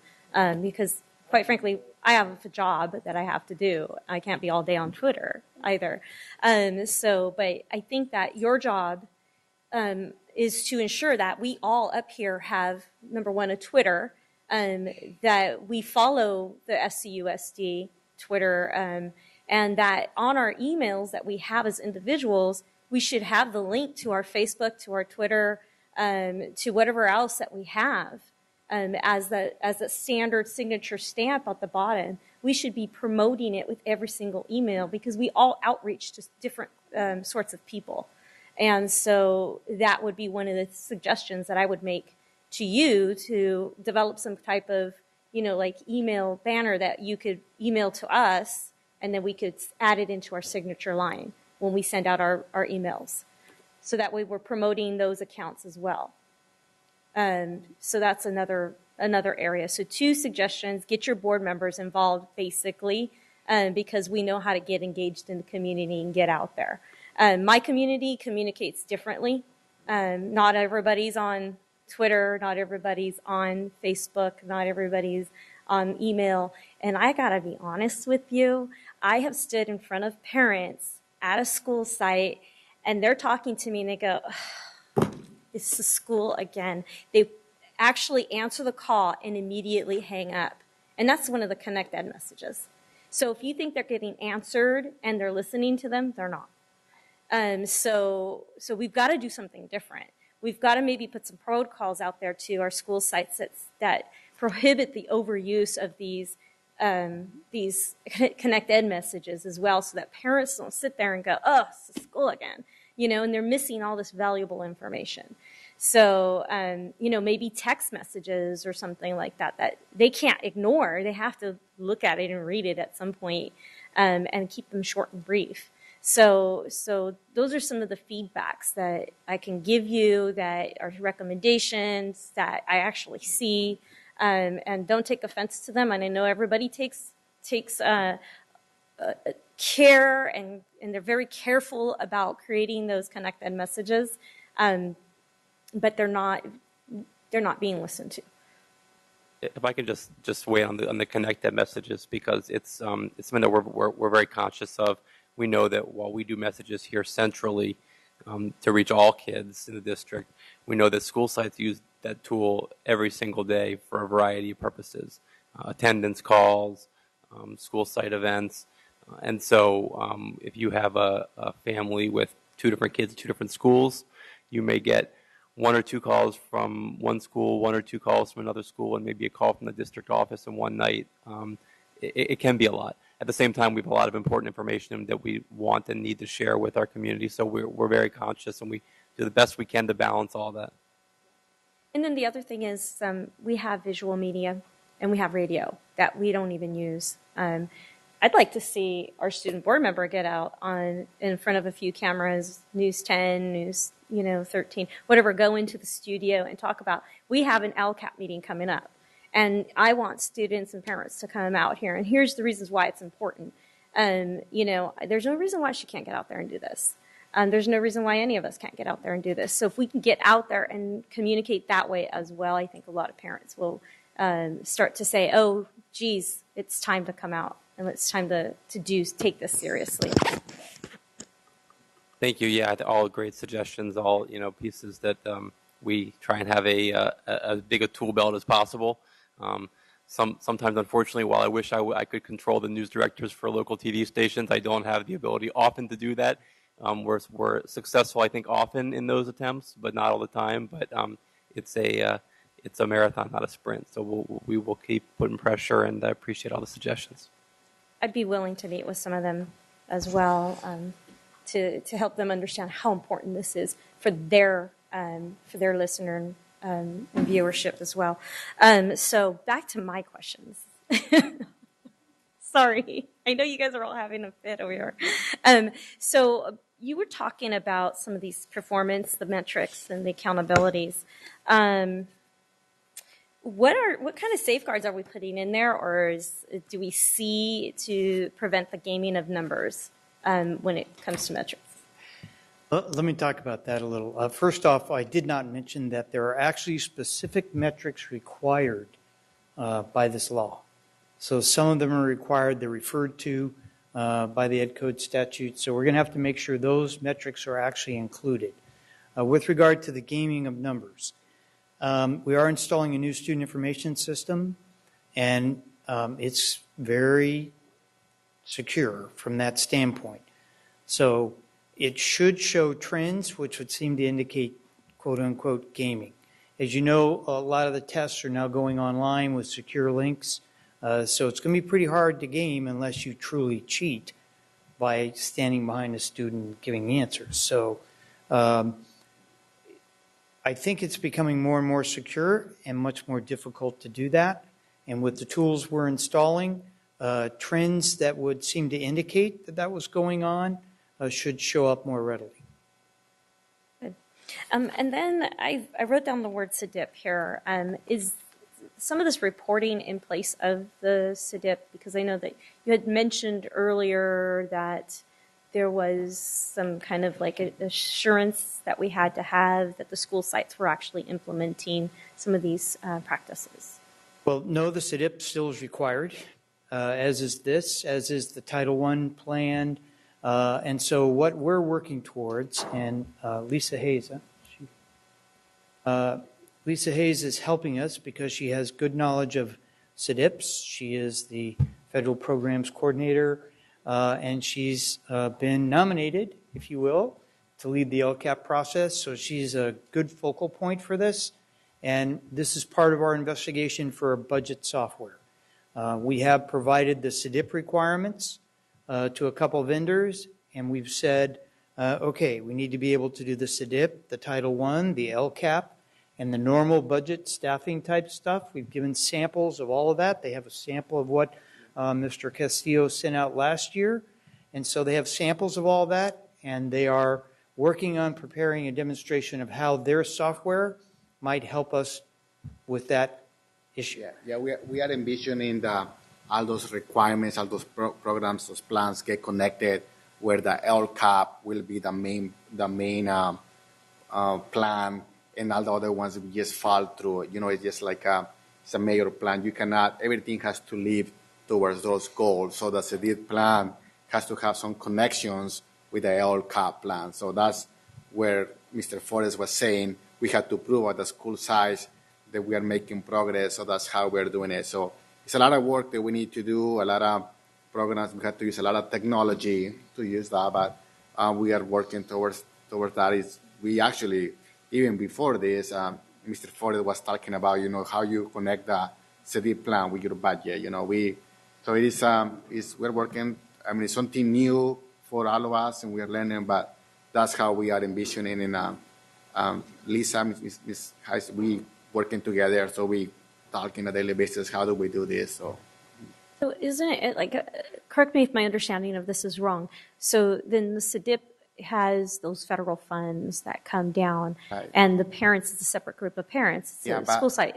Yeah, but they serve, sometimes the Title I has the same, help the free and reduced, help the English learners, so the same kind of group. So that's why we had to put this plan together and combine funds. See, we have one goal, get those resources together, the LTFF and the federal resources together, so we can accomplish the goal of the school side better. You know, now the good thing about this is just what is the plan that we need to do as a district and as a school side. So it's more goal-oriented. The district and the school side have to be communicating and work more one-on-one. That's how we do it. And the other piece required, as I pointed out, is that we track the expenditures. Yeah. So that's a little more definition than the CDIP required. It was an overall goal. Now we literally we're going to be putting account codes on these plans so that you can literally go back and say, this is where you allocated the money. So part of our discussion has been, we'll develop the overall LCAP. We'll get the priorities. We'll get the board to approve the LCAP after we have all the community input. Then we're going to have to send it back to the schools to make minor adjustments so that their local school plan is in alignment with the LCAP for the whole district. So it is a budgeting challenge. Budgeting challenge, but then it's an autonomy challenge as well, because if this CDIP is supposed to act in an autonomous manner outside of the LCAP, because it's two different pots of money and two different sets of people, then you're pretty much telling this group of people that they can't make independent decisions then. Well, they can make independent decisions within the overall overriding goal. I would use the example that the state is giving us these 8 priorities, but a district or a school may choose to only do one of the 8 and put money elsewhere.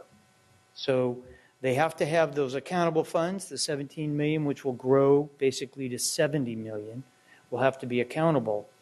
But you're allowed to show how you're using Title I funds to address the needs of these same students.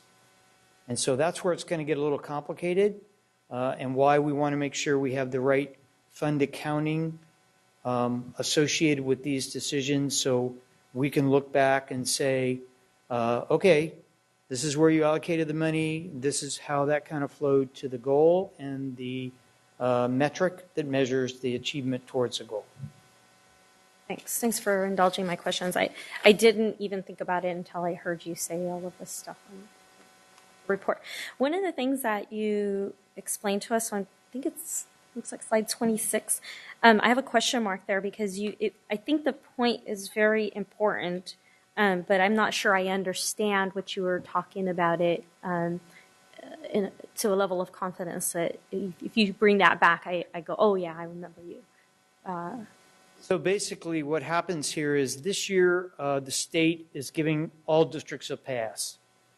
They realize that all of this information came out late, and so we're showing basically that pretty much the budget was built under the revenue limit formula.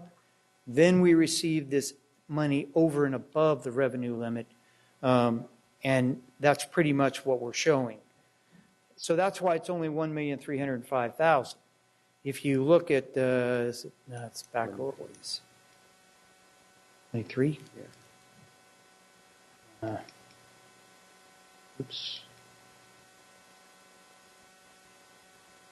If you look at the difference, so we had $2.7 million over the adopted budget. Of that, $1,305,000 was in concentration and supplemental. The difference of $1.4 million was in the base. Was in the base grant. So that changes dramatically for 2014-15 when we will be accountable, first year we'll be accountable to the state for 2 years of the 8-year goal. So 25% of the 8-year goal we will have to be accountable for, or $17,877,000. So if I translate this in my head, we have to account for what we did with that $17 million. To support those 3 broad categories, free and reduced, foster youth, and English language learners. And we have to have that level of detail like you explained earlier in that. We do. Okay. We have to be able to show by what will probably be called in the SACS element a resource. We have to be able to show where the money went, what the goal was, and how did we perform against the goal.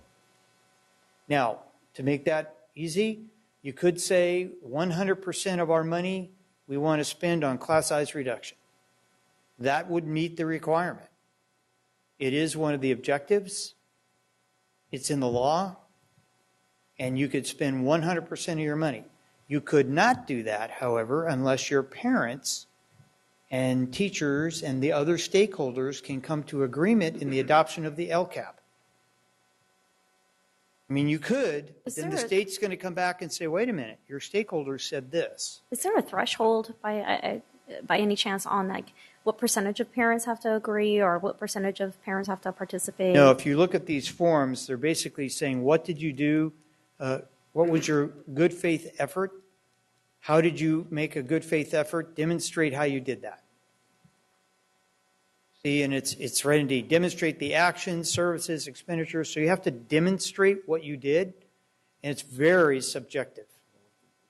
Okay. Right.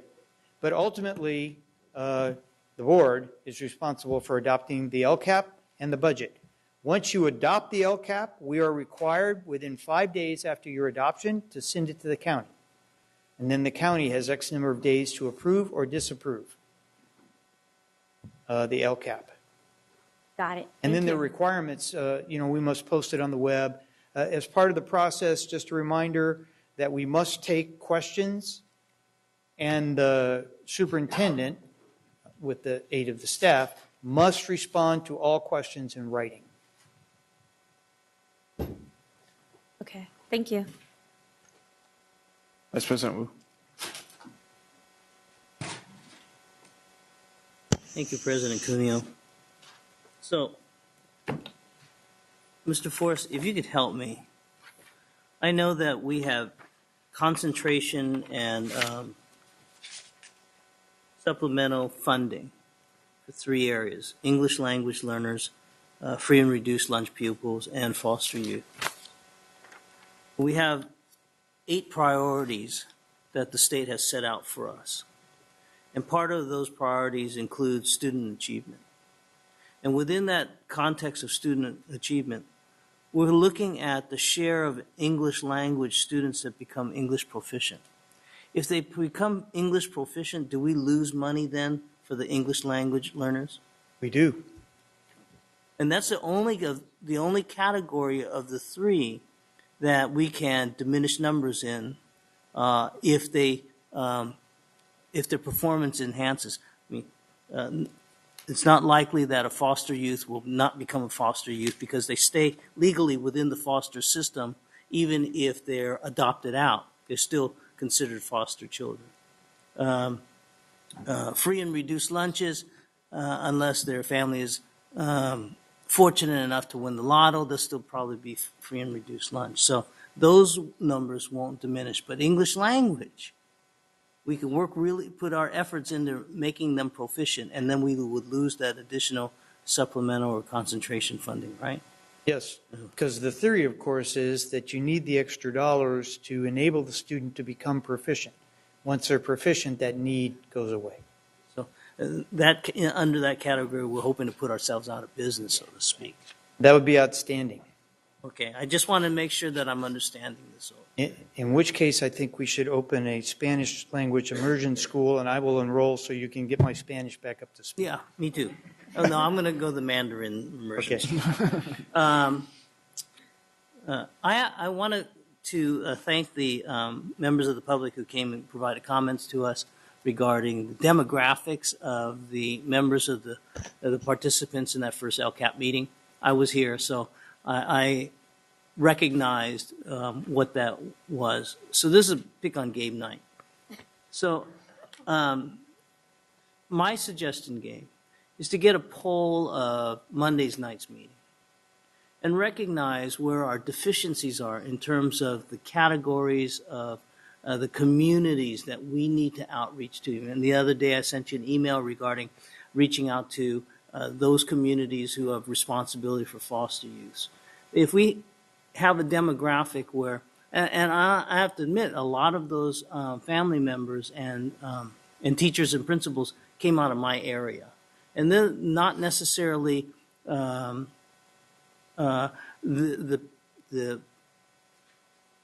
community who have a lot of English language learners, a lot of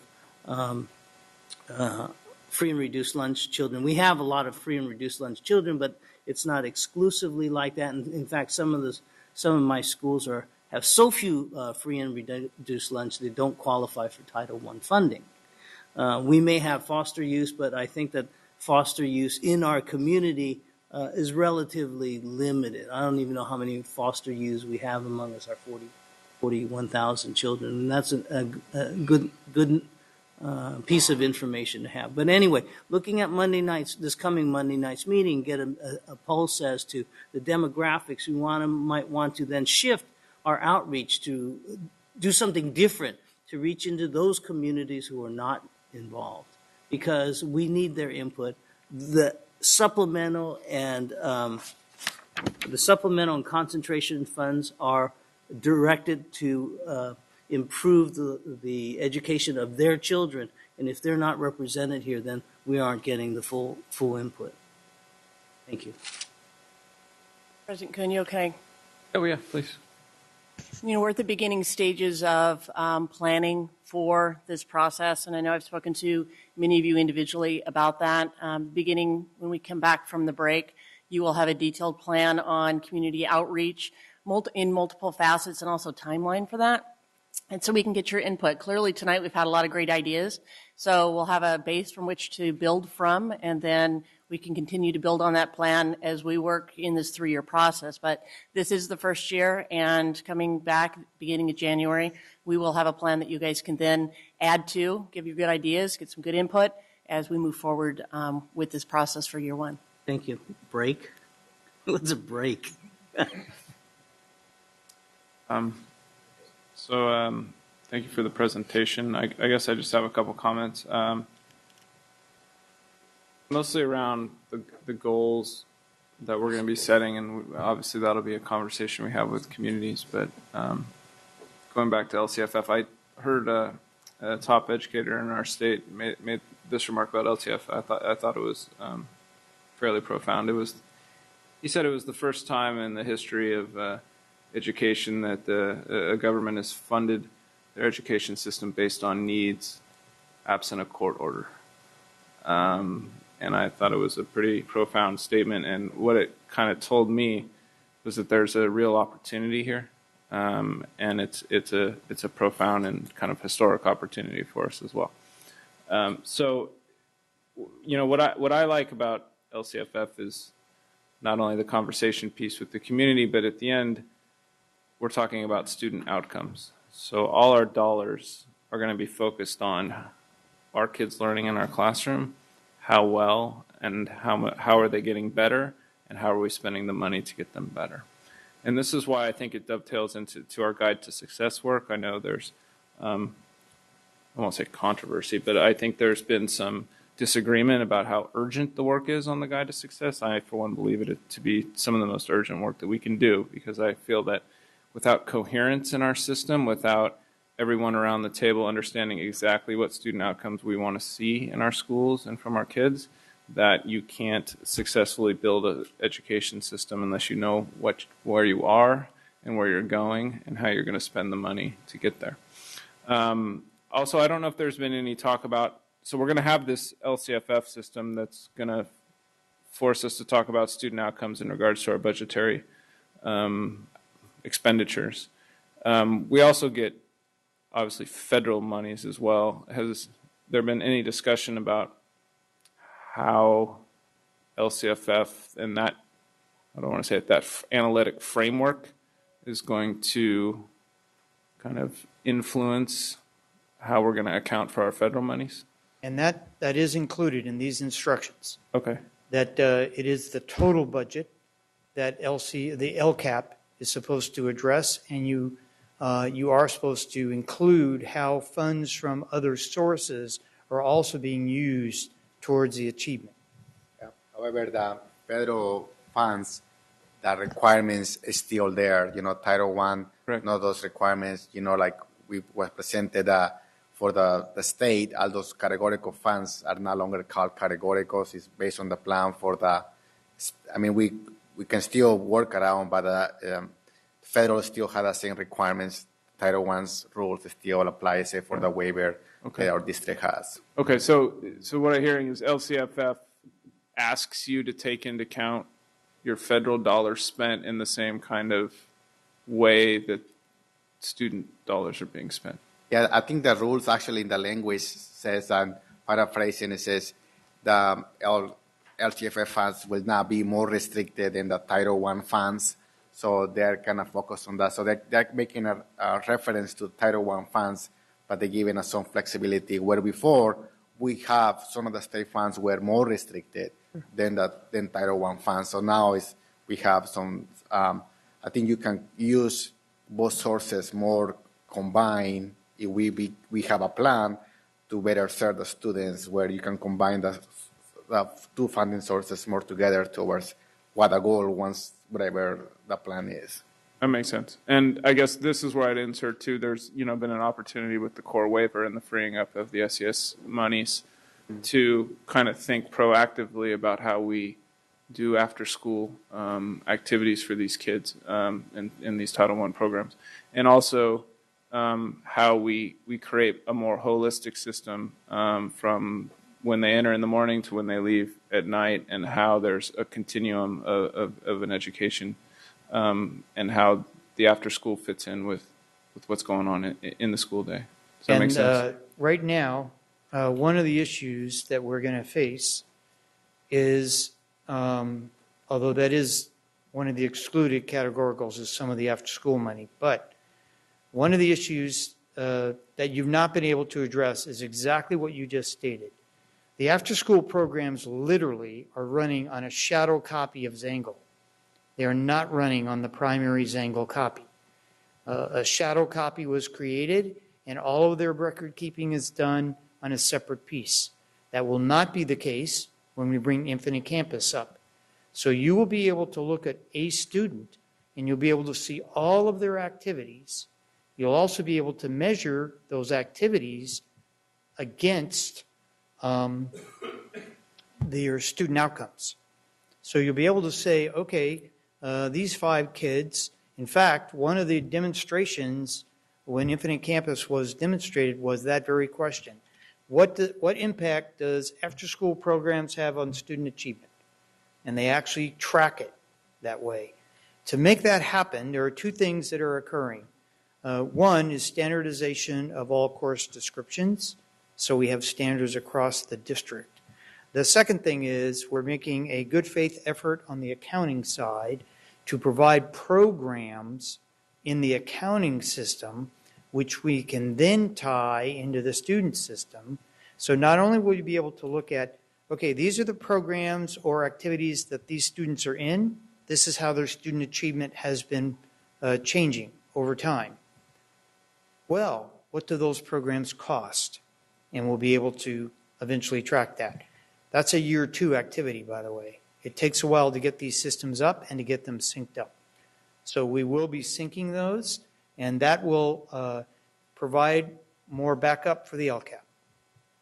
Going along with the LCAP issue, and I appreciate the response, and I hope we get there sooner rather than later, obviously. I mean, absent expanding the school day, more in classroom time, I think the after-school piece is the most important way, time-wise, I think, to improve student outcomes. The other piece on the LCAP, I was thinking, we've done a lot of this guide to success work, and that included some outreach and work with constituent groups and stakeholders. What's the overlap between that work and what we're going to be doing around LCAP and LCFF, if there is any? Is there any? So we're definitely utilizing the same PEV process with the LCAP, and just like with the waiver, there will be overlap in all 3, and we'll make sure that they all align, the LCAP, the NCLB waiver, as well as the Guide to Success. But remember, the Guide to Success is also, there's a student level Guide to Success, which is a graduate profile, and there's a district Guide to Success around customer service, cost efficiency, and effectiveness. And then there's the site level Guide to Success. The site level Guide to Success is the one that there will be overlap with the LCAP and the NCLB waiver. And what's the district one looking like at this point in time? It's Right slow. now. I'll tell you why it's slow. Oh. We have other priorities. Can we let? Well, Right now that's we're- primarily my division. Well, yeah, I understand. I might have different priorities than you as well. Right now, we're in the PEV process is out right now. We're taking the surveys, we're getting our public education volunteers out, and we're getting feedback on the district Guide to Success right now. So both should be, we finished the benchmarks for the graduate student profile, or we're working on those. We're almost done with those. And they should all be finished by the end of February and early March, that we'll be able to roll it out. Okay, and so we're going to be able to roll it out in terms of bringing it here, or? Yeah, or, like okay. we'll bring it to the principals, to like our stakeholders as the finished product. They'll be able to provide final feedback. It will be filled with data and information for them to review what it would look like if we were putting it into play. Next year, it will have a full rollout, and it'll be the hold harmless year. Okay, thank you. I have to add, though, there's a capacity issue, point blank. I mean, we are bringing up a student information system, which has to be the first and highest priority, which will then feed this information. But we have to make sure that we prioritize where the resources and capacity are going, or we're going to be very sorry in the end. So my experience tells me that we have to go slow to go fast. If we are successful in how we implement the student information system, which is the basis for the data, because we are transitioning not just from Zangle, but Data Director, which is providing information at the present time. So we have to make a transition with professional development for all parties. We have to move the data into a new system. We then have to train everyone to use the new system. We then must train everyone, not only we have to move them from Data Director, we have to move them to the new business intelligence system called Tableau. And so if we move too fast and we attempt to do things without the correct foundation, we're going to pay a price later on because we won't have done a good job at the foundational level. About the data piece you're talking about. About the data Not piece. about what the student outcome priorities are in our community, though. No, I'm talking about the prioritization of moving the systems as we go. Right, but I'm talking also about coming together as a district and as a community over what student outcomes we care about and what student outcomes we'd like to see. Right. That's what I find to be the highest importance. Right. And I find sometimes it's lacking here in this district, that there isn't a concerted discussion about what kind of outcomes we want to see in our classrooms. And it's been something I've been pushing for a while. I get the data piece. What I'm talking about is more the conversation piece and the stakeholder input and the ultimate, I guess, conclusion that these are the things we want to measure in our school district because this is what we find important. And that's the PEV process cycle number one allowed us to have a really solid foundation, and now we're refining that and adding the district, what's important for the district departments to measure and to look at and to be reflective on. That's what I'm talking about will be ready by the end of February, early March for us to. Right, and that's what I find very important. I understand there's a capacity on the ability to track it. What I'm saying is there's a complete absence in this district at times about what's important when we talk about student outcomes, and why I've been so supportive of the Guide to Success and the superintendent's push on the Guide to Success is because that conversation has lacked since I've been here. So to me, I get we can't follow all the kids and we need better systems, but we need to just have the conversation first, and we're having it now for the first time. And we need to come to some sort of semblance of an understanding of what we care about when we talk about kids in a classroom and learning, teaching and learning. And until we come to that, I mean, tracking doesn't matter. I mean, we have to, the urgency around building, kind of an analytic model about what we want to see when our kid graduates, what we care about along the way. The K through 12 education piece is, to me, the highest importance, and has always been the highest importance. So that would just be my 2 cents on those kind of things. I get the capacity piece and I understand it, but I really support the Guide to Success work. It'll bring coherency to our district. It'll bring a understanding of what we care about at the end of the day, what kind of analytics we should be using when we talk about student success, what our kids should look like when they graduate from our district in 13 years. And to me, that we don't have that right now. And I think we shortchange our kids because we don't have that, and we fail to get adults to talk about and get their head wrapped around exactly where we want our kids to be every step of the way and what we want our kids to look like. So until we figure that out, we can't ask our teachers to teach certain ways. We can't ask our principals to lead certain ways, because what matters depends on who you talk to. And so I'd like some coherency around what matters. And that's why in the Guide to Success piece, I'm very bullish about it, and I really want to see it done. Just to say one more thing, if we can get what you seek, that would be a great foundation for the LCAP. It would be a fabulous foundation for the LCAP discussion. Yes, that's why I asked about the Guide to Success and how it overlaps with the LCAP. So it would be outstanding to frame the LCAP discussion around those outcomes. Okay. I appreciate it. Thank you. Does anyone else? Okay. Thank you very much for the presentation. Thank you all. We have one more item, 12.4, Board of Education stipends. It is a action item. I can take the lead, or would you like to? Okay.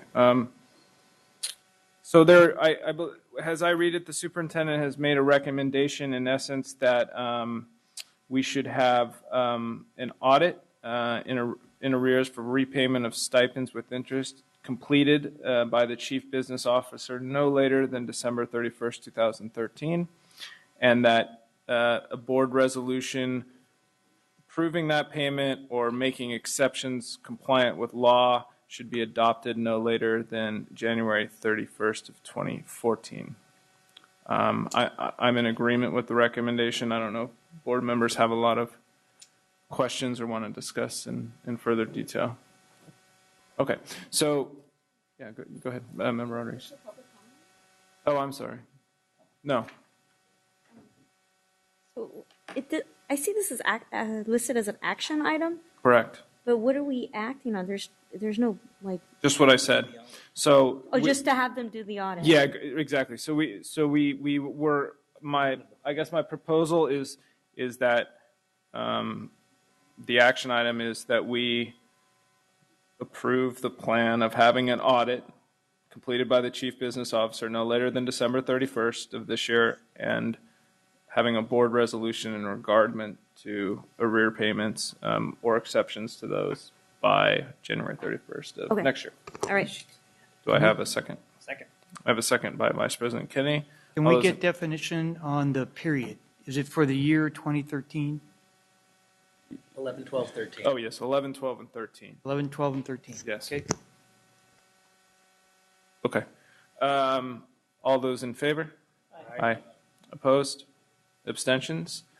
The proposal has been passed. Item 13.0, business and financial information reports. They are received. 14.0, future board meeting dates and locations. December 19, 2013, 4:30 p.m.